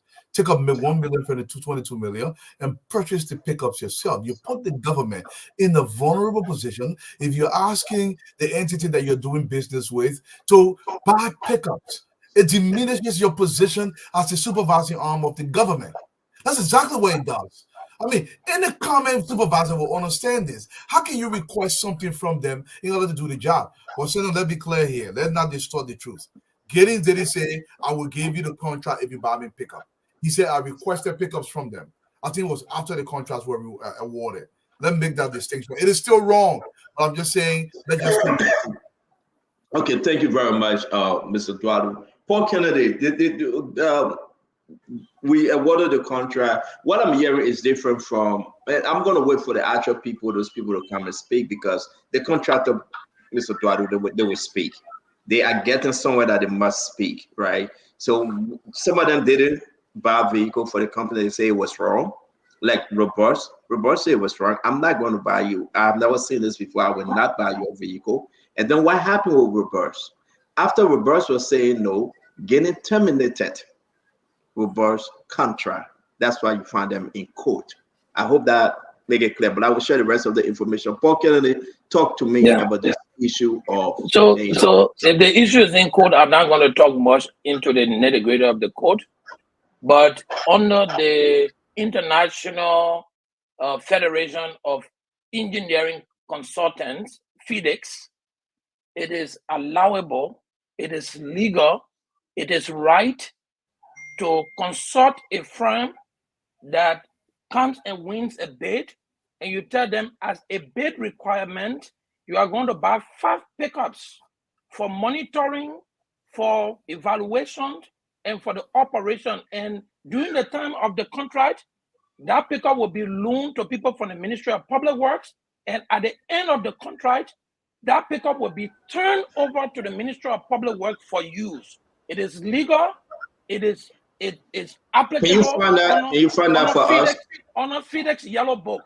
Go and look for the international. No, I can look for That's it. not true. That's not true. That's not true. FedEx doesn't say that. No way. Uncle Samway. Liberia. Uncle Samway. But Paul, calm down. Paul, calm down. We're trying to learn. Because but so let me tell you, under the FedEx contraction. Paul, wait. We beg you, but just calm down. Can you please find it for us? Let's flag it for our audience. Yeah, I will find you the FedEx FedEx requirement when I'm off. Let me just finish my point. I will find it and send it to you. But it is Tenton. Don't let anybody disagree with you. In contract management and contract negotiation, anything is possible. One is negotiated. So that should be embedded in the that contract. should be. So, Paul, my second question to you, Paul. Hold on now. If it is true, that's international law, right? International standard. But wait now. If it is true that international standard, and that international standard is conformed within our own country, Liberia, my question to you, was it in the contract? Can you ask whether Public Works had, let me finish. Can you ask Public Works whether they had it in the contract that was being awarded to those companies? Because then you should put it in the contract, You're being specific now. When you ask the question, you just say, is it legal? So, or is it right? But now that you are being specific to the particular contract with Public Works, which I don't have, I'm not privileged to have. I don't know what terms and negotiation will honor that contract. But if you just blanket as a contract question, is it possible to give a contract out and ask the contractor to purchase vehicle under the same contract? The answer to that question, honor FedEx, yes, is correct. Under the Yellow Book, you can offer a contract and hold the contractor required once he agrees to the terms and negotiation on a mobilization that this vehicle will be bought and given to the contractor. So we will wait for you to fire. So we'll wait for you to fire. So we'll wait for you to find the FedEx or FedEx or Yellow Book you're talking about. Give it to us. FIDRC, FedEx. FedEx, okay. We'll say Felix. Yes. We'll wait for you to find Felix and bring him that we can talk to him. Brother Patrick. Yeah, so let me just clarify what Mr. Kennedy was saying. Yeah, it's true, but it depends. This is why I say requesting assistance from contractors under international law, you talk about, you say it can be complex. And it depends on several factors, including the nature of the assistance and the countries involved and the specific legal framework governing that situation. Say general contractors operating under this something must comply with the laws of the host country where they are providing services. Thank you for that. Guys, you're with now. Please, it's not nothing personal yet. Let everybody speak one at a time. Talk to us, Patrick. So, Paul Kennedy, like I said, this is my third time reminding you. It is true, it happens. It can happen in Europe. It can happen in different places. But it's very clear that they say it takes into consideration the countries involved, the nature of the contract, and the laws of certain countries. Here in our country is forbidding. So if your argument is true, the reason why it is forbidden. What is forbidden? What is forbidden, please? If you say, okay, you get this contract, but you must give us 5 pickers. So the other company that are not able to give 5 pickers, they will not get a contract. So it is forbidden. You understand? So it has limitation. That's why the crafter of the law, they were clear, let there be a straight jacket. Because you don't want to do it in a way you have work contract. Other people can even give you 10 cars. So at the end of the day, is that what you want? They will give it to you. The other people who can do the job, they will never get a contract. And so it was very clear. So, but let me say this, nobody should come here to do PR for any of those individuals. We have to be very clear. When our roads are not built, you and I will suffer. When our roads are not well constructed, we will feed it. But here is what I have to say. This minister in Giddings is corrupt, he's incompetent, And the executive order, something that you just posted, it clearly stated, receive. You got to be an engineer. All the debate we're having here, you can, the other person in South Africa, like Kennedy, were talking in Ghana, the laws of this country. Liberia is not Ghana. Liberia is not South Africa. Liberia is Liberia. And therefore, our laws states clearly someone to be our Minister of Public Works, you must have an engineering background. They clearly stated that. Thank you, CEO, for posting that in it. You see, when people are making comparison with other countries, they forget to know that every country is governed by a set of laws. So for me, let me say this. Gideon is going down. He doesn't want to go down alone. He's looking for people. And this is totally unacceptable. Thank you very much, Fandela Patrick. Guys, we'll end on this Gideon story. Fandela, thank you very much. Before we go to Dr. Pople and Sis Glendy, let me put this up real quick. Okay, this is the Minister of Public Works letters, Minister of Public Works. This was signed and it was sent to the Chief Executive Officer of Robust. It's in the chat room. I can announce the BOQ said nothing about Felix or FedEx or whatever name Paul Kennedy just called. The challenge, Roland Guinness, and everybody on this show. There was nothing in the contract, in the BOQ, Dr. Pople, that state that you will get this contract and you must give up 2 or 3 vehicles. It was after. It was after. So I want to go back to Paul Kennedy. Now these guys are saying no. And they are willing to share the contract and the BOQ with us. And it is not there. I beg you, Dr. Pople, allow me to give 10 seconds to Paul Kennedy. What say you now, Paul Kennedy? They are challenging Roland Guinness that he make the request. It wasn't part of the contract. It wasn't part of the BOQ. What say you? There was no FedEx or FedEx or whatever name you may call it. Yeah, so they need to see the bid document and the bid restrictions. The bid document has all of bid requirements. If what they are saying now, it becomes the issue of their word versus Roland Gideon word versus the bid document. So that I don't have privy to. No, but I'm saying to you, I'm about to share Paul Kennedy. I don't know what you're trying to explain. Say they need to see. It is against the FIDRC, FedEx. That's how you call it, right? And how you call it, Paul Kennedy? Yeah, FedEx. It is against that. But the contractors, 2 of them right now on my phone, they are sending me the BOQ. They said there was nothing. There was no bid document like Kevin FedEx. But there was BOQ, no requirement. The BOQ is just the price evaluation.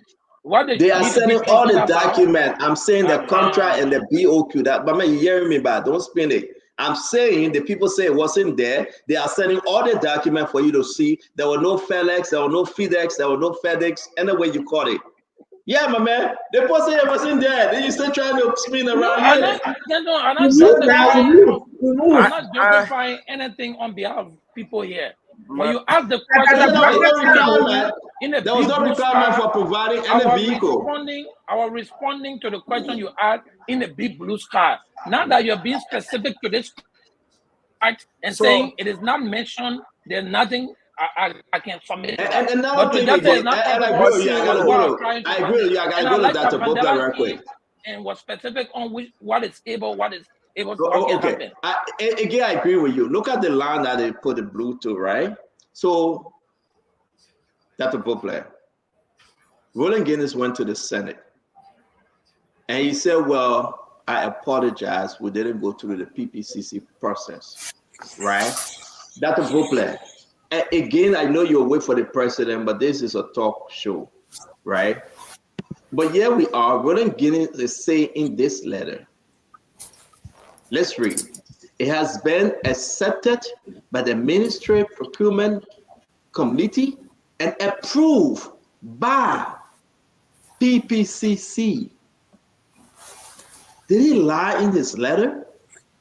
I want you to zoom in on this letter and read the first paragraph. This is a letter that went out to one of the company from Data Patrick. Roland Guinness went to the court. It was very clear that he didn't know PPCC. It was all single source. There was nothing. There was nothing whatsoever. He apologized. But in this letter, He is saying that he went through PPCC and they have granted them the approval.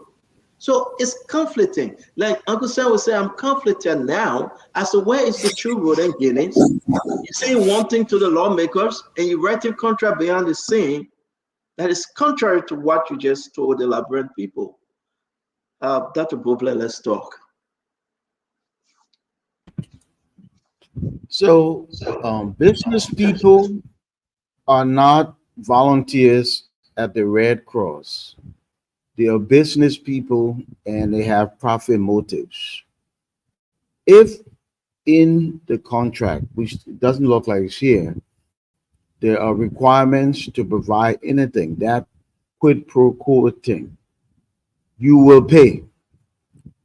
If it is not there and you're requesting things after, we, the people, will still pay. It's called cutting corners. They reduce their costs. Translation, we get poor quality roads. Again, at the beginning of this conversation, I said that this is a critical area, public works. This is a place where we rarely expect integrity, efficiency, because we are a country that rarely need roads. Roads facilitate movement, and movement makes socioeconomic development possible. So we're seeing things that don't seem to add up, and it's not healthy. What I did say about the president is not that we can't talk about it. I'm just saying it as a matter of dispute. It has gotten into the president's office, then the president will be the final arbiter. Again, to me, these areas just need some action. And maybe cleaning house is the best thing to do sometimes. Don't go to would have, should have, could have, and all of the rationalize and justify. Clean the house, bring people who can get the job done. Because we keep shortchanging ourselves with the substandard road, or the road wasn't even done. At the end of the day, we will be the underdeveloped country. We must not stay in the same place. Thank you, Dr. Bobler. Our sister Glennie will be last, and we'll talk about wrapping this thing up. Glennie? So I just want to say thank you to Paul Kennedy for schooling all of us here and allowing us to go and do the research. Paul Kennedy, thank you. When you started, people were saying you were lying, you didn't know what you were talking, and publicly you shamed those who felt that you didn't know what you were talking about. But thank you, Paul. Okay. Thank you on what, Glennie? Yeah, thank you. Say that again, Stanton. Thank you on what? What did he say that educated when Paul us? Kennedy was talking about the FEDEC rule of PEDEC, Uncle Sam was saying he was lying. Because it is specific. It is specific. Until Paul it depends. Jackson, when you want going to a crew, probably 13, you know me already. So all right, guys. Let it be so. I beg you. Uncle Sam, let it be so. Uncle Sam, let it be so. Glennie, please wrap up. Glennie, please wrap up. Let me trying to not be crew today. He just want me to be crew. And you know I can be crew in my dingo. Glennie, let's move on now, please. Jesus. Thank you, Paul, for schooling Samuel Jackson today. That's all I got to say. Thank you very much. So, guys, let's wrap this thing up. Again, Dr. Bobler, thank you for joining us. We want to say thanks to Dr. Richardson, Paul Kennedy, as always, Pandera Patrick, Glennie Juniors, and Uncle Sam. It was a great show today. It's 7:13, 11:13 in Monrovia. We want to say this issue is an ongoing issue. I can inform the nation there's a lot of quid pro quo that is happening at the Ministry of Public Works. Let me say this to you. I've spoken to 3 folks that was awarded a contract within 100 days. And it's troubling. The conditions, the 1, 2, 3 steps, that which wasn't followed. And I think, again, though I would apologize for Rodan Guinness, I believe that somebody, the government or LDCC, have to open an investigation on a public work. Because how can you ask for cars? It's not part of the contract. The issue about yes, Prince Tambar, listen, if Prince Tambar is corrupt, the president should have a decision. If Roland Guinness is corrupt, the president should have a decision to make. But it's troubling that we are not moving forward, and that's the forward march that the Bobler is talking about. LDA, look at the increase in drugs. Look at NBC, National Bureau of Concession, Bill Clintus, Edwin Dennis. Edwin Dennis done now, his term is over, he's here in the state. But look how long that dragged on. And now we are talking about what? Public works. Do you know the road from Vata, how you call that whole place, going to Freeport all the way down? How you call that area, Bushel Island, right? Do you know contract set to carry on that spirit? There's a big problem right now between the ministers again. Somebody saying, let's use this one. Other person saying, let's do this. Oh, let's go for this contract. Other people saying, no, let's go. Do you know it's a problem? Do I say it right? How can we move on when you guys holding us back? I don't like you. I like you. I don't like you. I'm the president. This. I'm the president. Look at LTA. The man said I'm the president. Listen, these guys are not Joseph Boakai nephew. They are from Lofa though, but they are not Joseph Boakai nephew. Look at Yeke say that my uncle. Not just travel thing. We are running a government. You see, the reason why sometimes this thing will hold you back, because I feel that I'm from Lexington and the president from Lexington, so I have special privilege. Right, Dwalu? And it's wrong. It holds us back. It keeps us away from moving our country forward. But Stanton, I just got a call. Go ahead. Let me say this. Okay. Look, let me be practical here. Uncle Sam spoke previously about being practical in the country that we're coming from.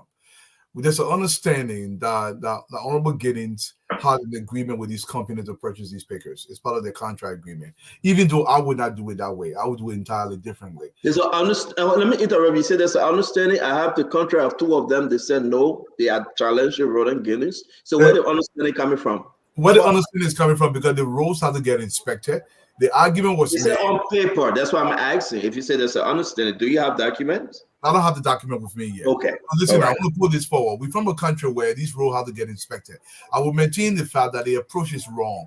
Because if I tell my brother Paul Kennedy, I don't think he will say you will win the contract, you got to buy me pickup. But Kennedy has won the contract. And previously, if me and Vendetta had discussed that whoever wins the contract, it should be public to begin with. Whoever wins the contract has to give the government 5 pickups so we can inspect the road. If that's pre-stated, I can understand that, because we need the pickups to inspect the road. Now, it will not be my approach, because I believe that approach has a lot of questions to it. It seems like a quid pro quo in this manner, and I don't want that being attached to what I'm doing.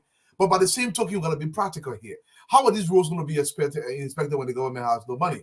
Montague, they should have made it public and make sure. Well, you got $22 million. I agree. Are you looking at the place where I will look at Paul Kennedy that got $3 million in assets and say, Paul Kennedy, I can give you this contract if you promise to give me 5. And I look at Dwaru that have 500,000 in assets, can only do the piece of job. You think the job will be given to Dwaru? No. Dwaru say, I cannot give you 5 pickup truck. It means that Dwaru is off the list. Correct. And these are the things that this little company challenging Guinness too. So that little road, the feeder road, you cannot do it. The road, this bus company did the road in Buchanan. The president praised them. It was on the news. When President Boakai was going to Riverside, he stopped. He appreciated the workers. It's on clip. So let me be serious, folks. There's a trouble at the Public Work Ministry. Another trouble for Joseph Yima Boakai. Another setback for the rescue team. And let's close the show. I beg you will come to you from Della Patria. Let's close the show, everybody. Because I'm happy we had a great show. Sorry we couldn't reach out to the education part of this thing. We'll do it tomorrow. And the rest of the story that we put down, Samuel Tuet today went to the Liberia National Police. They questioned him about the death of Bati Yenswa. We can also announce that the bomb that was filed by Samuel Tuet is a 40 bomb. You have 3 lawyers that accepted that, 3 lawyers, and saying that it was good, But now the Justice Ministry is challenging them. Like I said on the show when that happened, I said, listen, the state should challenge it. They are challenging it right now. But who are those lawyers? You have Wise, you have Peabody, and you have the other lawyer, I will call his name. People are questioning them. They are calling them CDC judges. I'm not going to call them CDC judges. I won't do that. But they are questioning the bond because they say, no way Samuel Twa could have obtained such a bond, which is 40. The home that he presented to Adu, the home is in question and under question by LRA. So we'll bring that story up tomorrow, and we hope that somebody from Samuel Twa camp, Arthur Johnson, somebody can speak to this. But we have the information, we have the home, we have the LRA document that questioning this issue. Dr. Richardson, let's close the show. Thank you to all of you that joined Spoon today. Have a wonderful day from my end. May you be blessed. Dr. Richardson will go first, Sister Glennie, and then we'll come to the gentleman.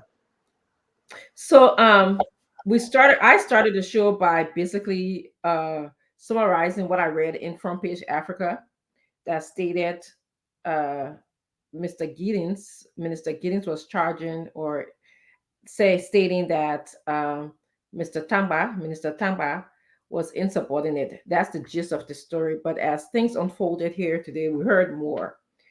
And that led me to make these conclusions. One is you can have experience in something, but that does not equate to productivity. Okay? Somebody can be at the University of Liberia, they can be at Commerce Ministry, they can be senator for 18, 19 years, but it doesn't equate to them doing the job of the Liberian people. That's what I wanted to say. So then I listened and read further. I see that the Ministry of Public Works has the duty to design, construct, improve, maintain directly or by contract all highways, streets, roads, and bridges, etc., etc. Personally, I believe that the Ministry of Public Works should at least have some technical knowledge. And the reason why I believe this strongly, because you don't want to be fooled. You don't want to be blind to what is going on. You are not going to inspect bridges. But when reports are given to you, you need to be able to accurately assess those reports. Okay? You want to be able to challenge the reports. You want to be able to make recommendations and feedback to the reports. You cannot just rely on, somebody coming to you, a secondary person giving the reports. I mean, as a professional person, I supervise clinicians, therapists, psychologists, and I have to give, and students, I have to give them feedback. And I give them feedback based on my knowledge and experience. So the question is here, two questions basically, and I will conclude. One is, why is Minister Tamba refusing to sign the vouchers that should go to the contracts? And he's been accused of insubordination because he's not signing that money. The first question is, Minister Tamba is arguing that I was not here. Why do you expect me to sign something that I was not here? To me, that's reasonable. That's a reasonable behavior. Okay? You can expect Minister Tamba to sign something for, when he was not there. I would say the same thing to a supervisor. I believe that if he signs that, it will question his integrity, because what if he signs something that is not appropriate, that is illegal? So that would question his integrity, his professionalism, his knowledge. Lastly, there's corruption. We know corruption, quick to pro, or quick play for play. That's happening right now. So I don't know. I'm tired of calling the president's name that he needs to act. Somebody said the president needs to act. Somebody said those two men needs to sit down and settle the issue here. But for the sake of our country, we know something needs to be done. For the sake of Liberia, something needs to be done. And I will stop here. For the sake of Liberia, something needs to be done. Thank you. Thank you, Dr. Richardson. Glennie? Oh, this time you won't get all of the way before the minute. Yeah, I don't want no confusion to that. Oh, Gladys, she ran away. I think she made a mistake though. So let me just go ahead and she but on mute. Go ahead, Mr. Eduardo. Yeah, look, we'll continue to suffer in our approaches than we actually do in our reality in Liberia. I will say this, and I have to be unequivocal about this. The approach by Mr. Giddings for those pickups are entirely wrong and illegal. The government could have found means to get the money. You got $22 million. Take out $1 million and redistribute or have it in the contract to begin with on paper so people can know what's going on. Look, we cannot run government with this. And people must understand, if me and Vendetta Patrick works at a ministry, if Vendetta is a minister, I'm his deputy. If Vendetta give me something and I refuse to sign it on principles that this is wrong, it is not insubordination. We have to make that distinction. Not everything my boss tells me I'm going to do. If it's wrong, if it's not within the confines of law, I'm not even going to entertain that from you one bit. In fact, I will approach you in a way where you're not going to do that again ever. I have to say this, though. We cannot continue to suffer this way when we know how to do the right thing and we are refusing to do the right thing. The leadership of this country have to do their job. Look, this thing is very simple. Government job for everybody. Look, you let it play, get up from there, let's deliver to the people. It is very simple. Very simple. That's how I approach the governance, guys. Thank you so much, Stanton. No, thank you, Mr. Eduardo. Thanks a lot. Thanks to Dr. Richie St. Leonard. Please look at the mute button and not this shut up button. Go ahead. Thank you. It was a great show. Great being here. I don't know. I wasn't here for the beginning of the show yesterday. Or the closing. I didn't have the opportunity to mention the great basketballer Mutombo, who passed. We pray that his families are consoled, that they are comforted. This is somebody we watched growing up playing basketball. So in our community, I want to say deepest condolences to everyone who've met him and even to his family today. But thank you for the show. And Paul Kennedy, today you're my real hero. Thank you, my brother. I enjoy you. You will teach the LSCC. Thank you today. You teach LSCC, LRC, ERC, all the E's. Good night to everybody. Doc. I go. Anything you're talking about, you gotta wait let everybody close. No, we're not when them that are just with feeling I will leave in your ear so you can tell your own. No, you stay here, you listen to us. Let me bring in Dr. Bopler because Dr. Bopler can be quick. Dr. Bopler, please. So I want to footnote what Glendy said about Mutombo. He also was very generous. He was one of those people who looked back, leaned back, and gave a lot back to his country. Every time God blesses you, he blesses you with somebody else in mind. And we should all remember that. About the topic tonight, public service is a high calling. And I think all those who serve should emphasize the service part. Out of 5 million people to pick you. So do the people's business so we celebrate you. So the conversation can be about the roads got built. We're moving swifter, faster on the way. Don't let us have these conversations. And don't take for granted that you were chosen. That's why I think moving forward, we need a decisive precedent. Let people go who can't get, because at the end of the day, right or wrong, rationalize, justify, the job didn't get done. So who suffers? The people. How much longer we afford to do that? 177 years old, my people. We got to get the job done. Let's get people who can get the job done. And that's it. Thank you very much, Dr. Bopler. Vendetta Patrick. Yeah. Let me just do it where I go. But see, it was a great show. And but before I go to my closing, we'll not start from top to bottom. Let's start from bottom to top. Let's change the flavor of the discussion. But again, my fellow Liberians, like I always say, Liberia is a beautiful place. This country is so beautiful. You have more good people in this country than the bad ones. What is happening at the Ministry of Public Works is power struggle. And I'm saying this without any prejudice. The Minister of Public Works has displayed a high level of incompetence, and he's corrupt. He has lost trust with the Senate. He has lost trust with the Why are you saying he's corrupt? I'm sorry, I know you're closing, but why are you saying he's corrupt? All these things you are reading here, he went to the Senate. This is a man who went before the Senate. You just told all year, few seconds ago, what he did, it was completely unorthodox. He had to apologize. When you apologize for something, it's an admission of guilt. You know that. On the other hand, he's asking his deputy to sign to something. And look, we all have to understand morally it is wrong for any individual to speak against their conscience. Mr. Tama being a professional man, he's still an employee, an asset of the African Development Bank. He was seconded to the government of Liberia. After 3 years, he goes right back to the African Development Bank. He's not going to do something that is completely unorthodox. He's careful, like I said to you before, he had built our roads. He built roads in Sierra Leone, Gambia, and Senegal with a track record of excellence. Giddens is in the media, involved in corruption.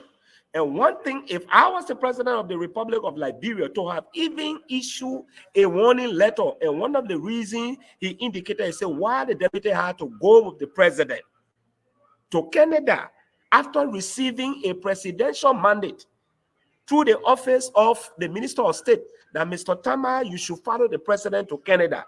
And the Minister of Public Works has a problem with that.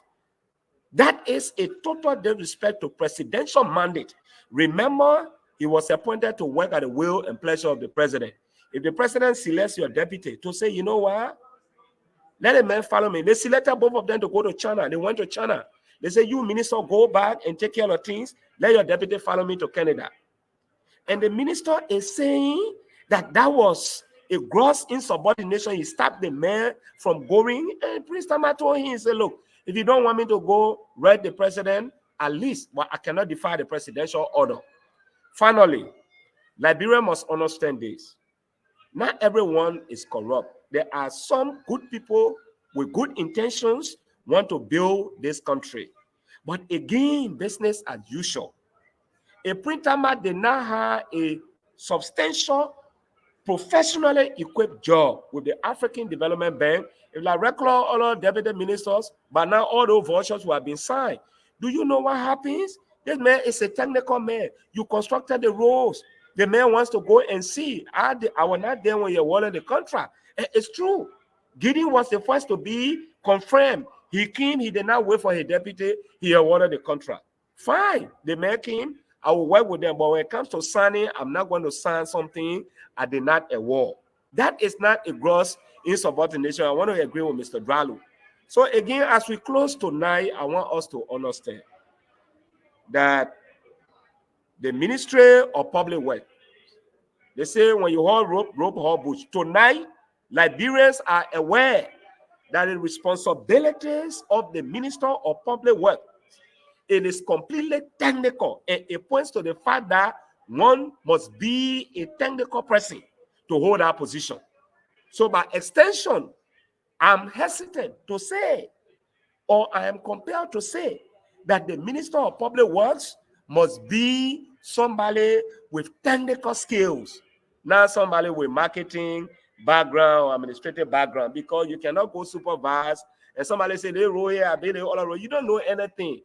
You know what will happen. So again, CEO, thank you tonight. Thank you very much. Thank you. And we'll see what to do. Thank you. Thank you very much. Let me bring in Paul Kennedy, then Uncle Sam will take us home. Yeah, so CEO, I think it's been a good show as always. And, you know, we thank the Liberian people for following us. I think there are a lot of allegations going around. And at this point, I will only claim it allegation until, like I think Dr. Bopler said, the president is where the boss starts. And he has the right now, based on what he's hearing out, to cite these two people to a meeting to resolve some of the conflicts that are currently existing amongst them. I think their Giddings have done some wrong. I don't know this Gidding man. I don't know Tama. I've never seen any of them. Gidding has done some wrong. But I don't think negotiating that certain equipment be added to a contract was a part of the wrong. It does not have to be written in the in the contract bid. Once you have the mobilization meeting and it's taken as part of the note, that note becomes a part of a legal document that you can use in contract management. You can also do that. There's also something called variation. You can settle a contract for 30,000, and after 3 weeks you come back and say, listen, I signed up for 30,000, but I don't think the 30,000 will be enough because of A, B, C, and D. You can make justification, and that 30,000 becomes 45,000 on a All of contract. the things you say is true, but it wasn't done. So all of those things are legal as Well, long none as was done. as long as you note it down and the owners agree. So in the situation, who is the owner? The owner is the Ministry of Public Works that is awarding the contract. So there's a thin line there. We can say, oh, corruption. But the contractors are saying none was done, Paul Kennedy. Until we understand what was done and what wasn't done. Secondly, Paul Kennedy, I will say who you. Everything you say, I will say who you. Everything you say is true, but they are saying none was done. So address the reality. Address the reality. So now, can you stop? You put this spin on this thing, man. No, nobody put this spin. You know, so but like Dr. Bruckner said, and I strictly follow him. When two elephants fight, it is the guy that suffers. At the end of the day, Mr. Giddings and his deputies all of his deputies need to understand that they are working in the interest of the Liberian people. I hope this is not a delayed tactic for them to be making sure that nothing gets done in the 4 years or 6 years of the attorney will still blame them for procrastinating to do our work. So let them go in-house, and when the president comes back, maybe he wants to use his wisdom to call them and settle the dispute among them. If that dispute calls that he will, reassign some of them to other ministry and agencies if they can work together, let him find that. Let him also check to see whether there are any allegations of corruption, and let the appropriate entity of government probe into that to see it. Because at the end of the day, who suffers more is the Liberian people, is our tax money, and we are the one who's supposed to be benefiting. And all that ring my road they are doing is counterproductive to moving the country into the right direction. So I thought it was a good show. Thank you all very much. We're looking forward to continuing to contribute to the issues that are trending in our country. Thank you. Thank you very much. Thank you, Paul. Good spin, but I didn't catch today. Augustine? Let me put my okay, so let me speak to my Liberian people. This is Makini's son from Soniwen. When big people be talking in their special, what do you call it, thing is, when they use letters to confuse you, because some of you didn't go to school, that's what they send me to school for. The thing what they call FEDIC. It's a Federation of International Engineers. It is a template that accompanies, I think you listen, it accompanies all contracts, okay? EPMC, Engineering, Procurement, Management Contract, right? So there are 5 types of contracts in FEDIC. And I'm speaking to the point part, I think my Liberian people for Sony went there. Red book is a construction contract. Yellow book, plant, design and build. Silver book, EPC, is a turnkey. Turnkey, we build it, we turn it over to you, okay? Then there are green book, short form, and pink book for consulting services. The rules of FEDIC are country specific. Our PPCC that we designed in 2003 at the Accra Comprehensive and Peace Agreement would make it illegal for you to ask for a gift. Now, the contractor can give equipment and things that are relevant to the contract. But what my friend Paul and Glennie were trying to say is that they can give you a gift. You cannot give you a gift. Whatever is designed as part of the contract that will complement, that will facilitate that, and that cost is taken into consideration, then you can do that. But the way Paul and Glendy try to make the unsophisticated to believe that a contractor can give a gift to you in a contract is not so, my people. So let them fool you, okay? So they try to fool. But let me just get to the wooden getting since I didn't educate you them. close yet? Oh, look at how they come back for the setback. All the things you're explaining are what in a flag. Okay, then he That goes. come back for the setback you were explaining. All that you were explaining, I just Go come ahead, back Uncle to Sam. get setback. See, Uncle Sam, when go I ahead. finish giving it to them, when I finish showing it to them, the man can send me to Mama, school. go read the thing I put in the platform. Can you just leave me alone? Let me finish. Including the Paul, chapter can you let and it the be destination. sober? Go read the yellow book. Paul, Can't say that yellow green book. the people, yellow book is all of star, but let's go back to Facebook. Let me finish my T-bar. Let me finish educating y'all. Oh, Canada should forget about the yellow book. You think like yellow book, we just talking here, you're talking about the one yellow book. Yeah, yellow so, book, so yellow let me book. explain to my Liberian people. The both people like to fool y'all. So Mankini sent me to school. She saw Lapa and Mwemwe to send me to school so I can explain it to y'all. When they were saying Fede, they didn't tell you what Fede mean, yo. So y'all will go home tonight. Y'all will not know what Fede is. Y'all will be busting your whole head. What Fede is? What Fede is? Your power working for the president. So, that moment with Moma will say to America, you better stop. Ladies and gentlemen, let's go, man. You all want to tell people that nobody try Pajasin here. So you don't want me to finish talking to my Liberian people. I want to blow your own small Pajasin. My people in Gaytown, Rollins Givings came from the administration of Ellen Johnson Sirleaf. He was taking the I thought they wanting 10 times today. We're not here. You stay talking. On this note, join us again.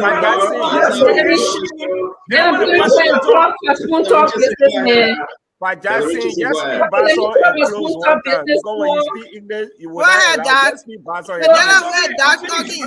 Yeah, thank you. Bassa people, the business will be airing on Friday at 2 p.m. I want to encourage all the businesses in Liberia and outside Liberia. If you outside Liberia doing business in Liberia, if you have a business in the diaspora or you're a business person in Liberia, please come. Let us help you advertise, market, promote your business. I know this is maybe a little bit new for Liberians because when I hear from the business people, they say, "Oh, we just selling, or we don't know how to advertise our business. Maybe we'll cause problem," or they have this belief that it will cause problem if they let people know about their businesses and stuff like that. But that's not true. The more you come and talk about your business, you let Liberian people know what you're doing, is the more that you get customers and people will come to your business. So please contact CEO TD Kane or producer Lorena Honoree, or you can contact myself. So we can promote your business. I really want to get on the internet. I'm so proud to see so many Liberian businesses on the internet, and we just want to help them do well. So thank you so much. Join us Friday at 2 p.m. We have an exciting guest coming your way. We'll be able to present the show. Thank you. Thank you very much, Dr. Richardson. Paul Kennedy, thanks. It's Glendy, as always. We appreciate you. The latecomers never came on the show today. Asif October, Asif Do, Fatima, they're all in the back. We couldn't bring them today because we were extremely late. See, can you bring them for 1 minute? No, we should finish. We can't bring them. They got them with styles over. Thank you very much, Dr. Brooklyn. Thank you. Good night, everybody. Good night. Good night, Dr. Brooklyn. I hope you're enjoying Marshall. Good. Thank you, guys. Nelson, can you come on? So Nelson, they said that I have a picture for you. Should I keep it for tomorrow, or I should do it now? Let's keep it for tomorrow. Okay, because I myself are getting headache. I'm coughing, and I want to go see if anybody can give me some pepper soup today. I'll be happy. Anywhere you at, just call me. I can pick it up. Maybe anybody can give me pepper soup. I gotta call my sister to cook me some pepper soup. Yeah, for real. When you see, but today you guys get your eating, you're happy today. I see you eating your bread. I'm not gonna put a picture up though. I'm just waiting for you to load small. I ain't gonna put it up.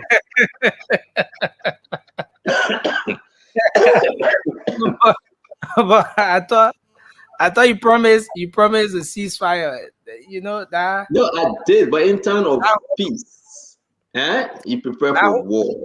That whole picture thing that happened that day, that James brought out your picture.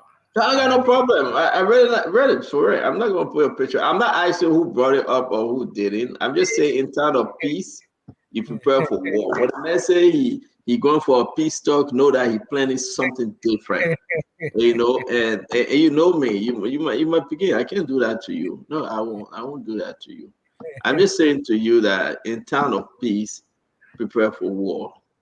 So I just want the folks that listen to us, we want to say thank you very much. Those people that will come and watch the late night politics, we want to say welcome. This is your boy, Nelson Colette. Look at it, man. Nelson, what's that you doing? What are you doing, Nelson? What are you doing right there? No, that won't betray the whole struggle. that won't betray why struggle. That brought the camera. I told him, man. So what was happening? What was happening right here?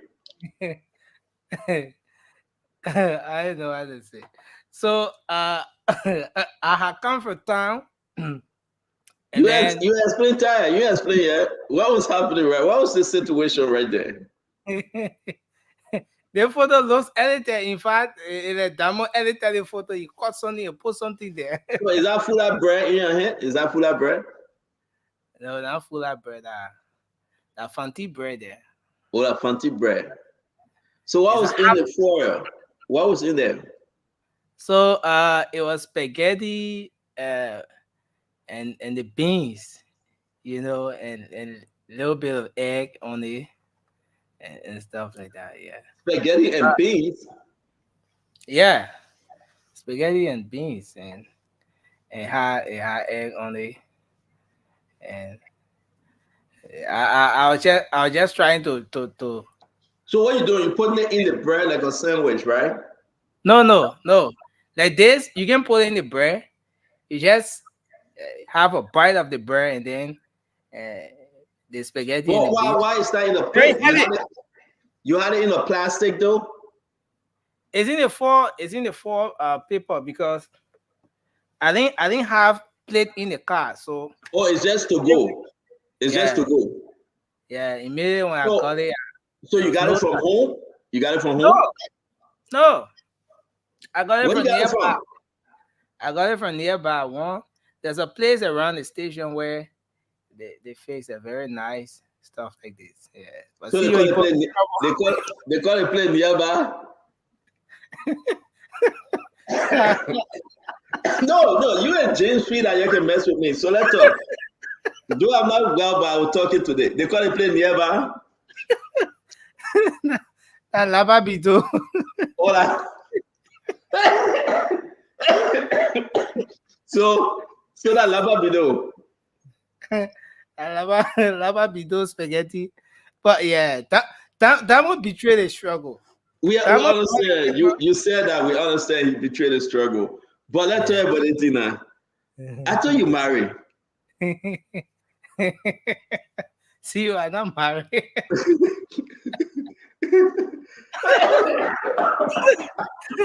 See, when people say they get ginger, they get some pepper soup for you. No, you know that ginger and pepper soup. We're talking about it. Yeah, I agree. We're talking about the pepper soup and ginger. Let's go back to the picture. So that nearby, right? Oh God, that emergency coming for me. No.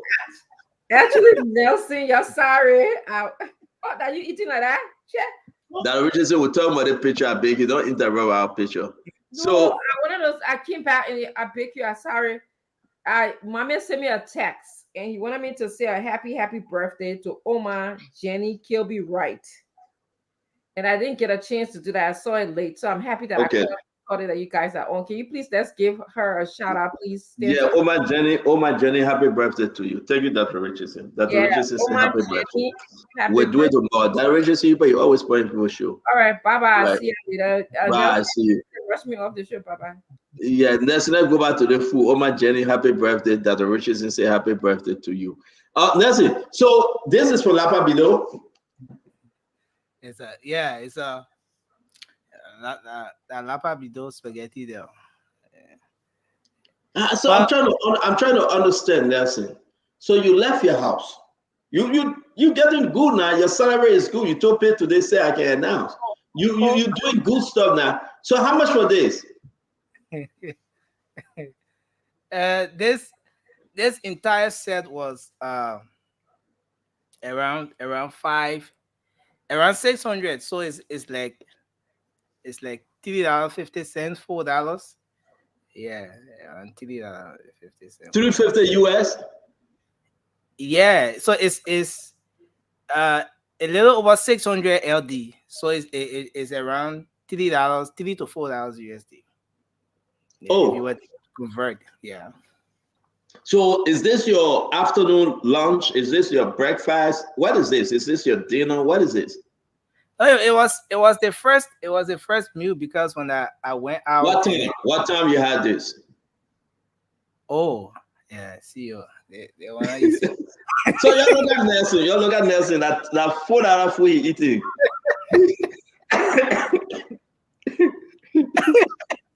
So you eat that one and then the children at home, what are they eating, Nelson? Papa eating the work, but what about the children home? What are they eating?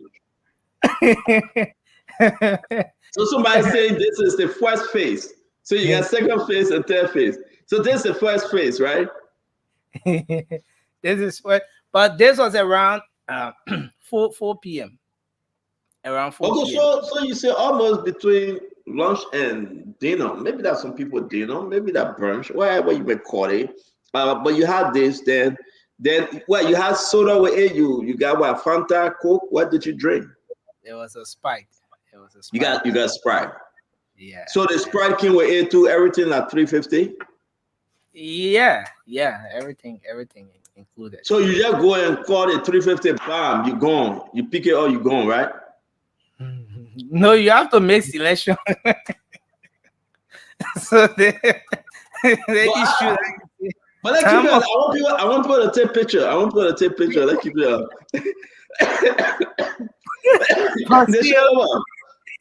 You see how I was smiling on the food? It tells you that I was really, really hungry. So but why are you smiling? Why are you laughing? Why? I felt like a huge burden was taken off my shoulder because I was hungry driving through, and so when I finally came out of the office, and then I asked the guy said, "Oh, but they get somewhere down here they can sell the thing in there." I said, "Let me try it." And it was good. It was heavy. Up to now.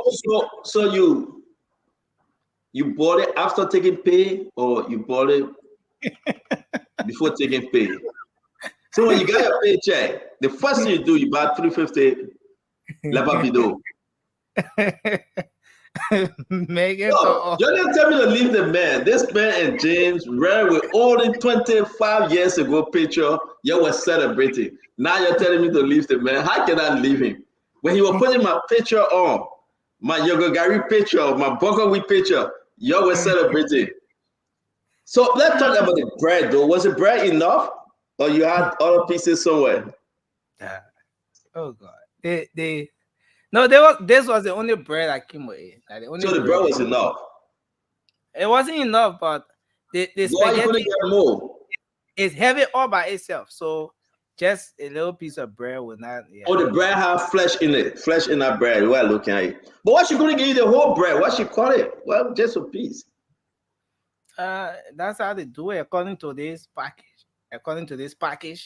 So if you take your fat out, can you do the same thing that you got? The egg, the spaghettis, the beans. Can you fix the same thing with your fat out? Oh, yeah, I think so. Yeah, because so you can get egg. You can bust your 2 eggs, right? You can fry it. You can get your beans, right? Yeah, maybe 1 cup of beans or less. Okay, 1 cup of beans. You get your 2 eggs, right? Yeah. And then you get your what that's the spaghettis, right? The noodles. Yeah. But usually they have egg that comes with this set. But if you want extra egg, like what you see over is extra egg, because I was very hungry, and the way the guy described the thing to me, I said no, I really have to feel it. So you will be able to go back to the Omar again for tomorrow? Oh yeah, I would like to try it most times. I would like to try. No, this thing is heavy. It's heavy. Heavy. Very heavy. So, but let's talk about why you don't have a woman home, or you got a woman home, but you married, right? Why you laughing? See what the Liberian people say? They want you to go have some ginger. They want you to have some ginger. Well, I agree, but you got a woman home, right? And all of that. And you got two kids. Oh, see you. But I hear myself talking. We're not live. The show over. And I hear myself talking. And I'm saying.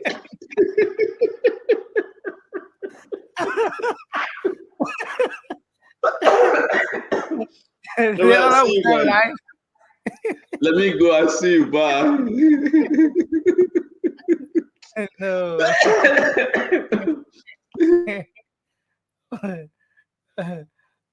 Well, folks, we say thanks to everyone. Let me take a picture for you. All of you that screenshot the picture here, please delete it. Yeah, just delete the screenshot page. Yeah. But we say thanks to everyone for being here tonight. We appreciate you for coming on Spoon Talk. This is how we like to end up this edition of the program. Thanks to all of you for participating, for calling in, and making sure that you share your thoughts on the show tonight. Thanks to all of you who just played the listening role as well. We appreciate you for coming on Spoon Talk every day. The program will be back tomorrow, and you can make up time to join us. Until then, have a good night. I'm Nelson Colette. Up next is the late night show, the late night politics on Spoon. You can join us. Until then, have a good night, and bye-bye for now.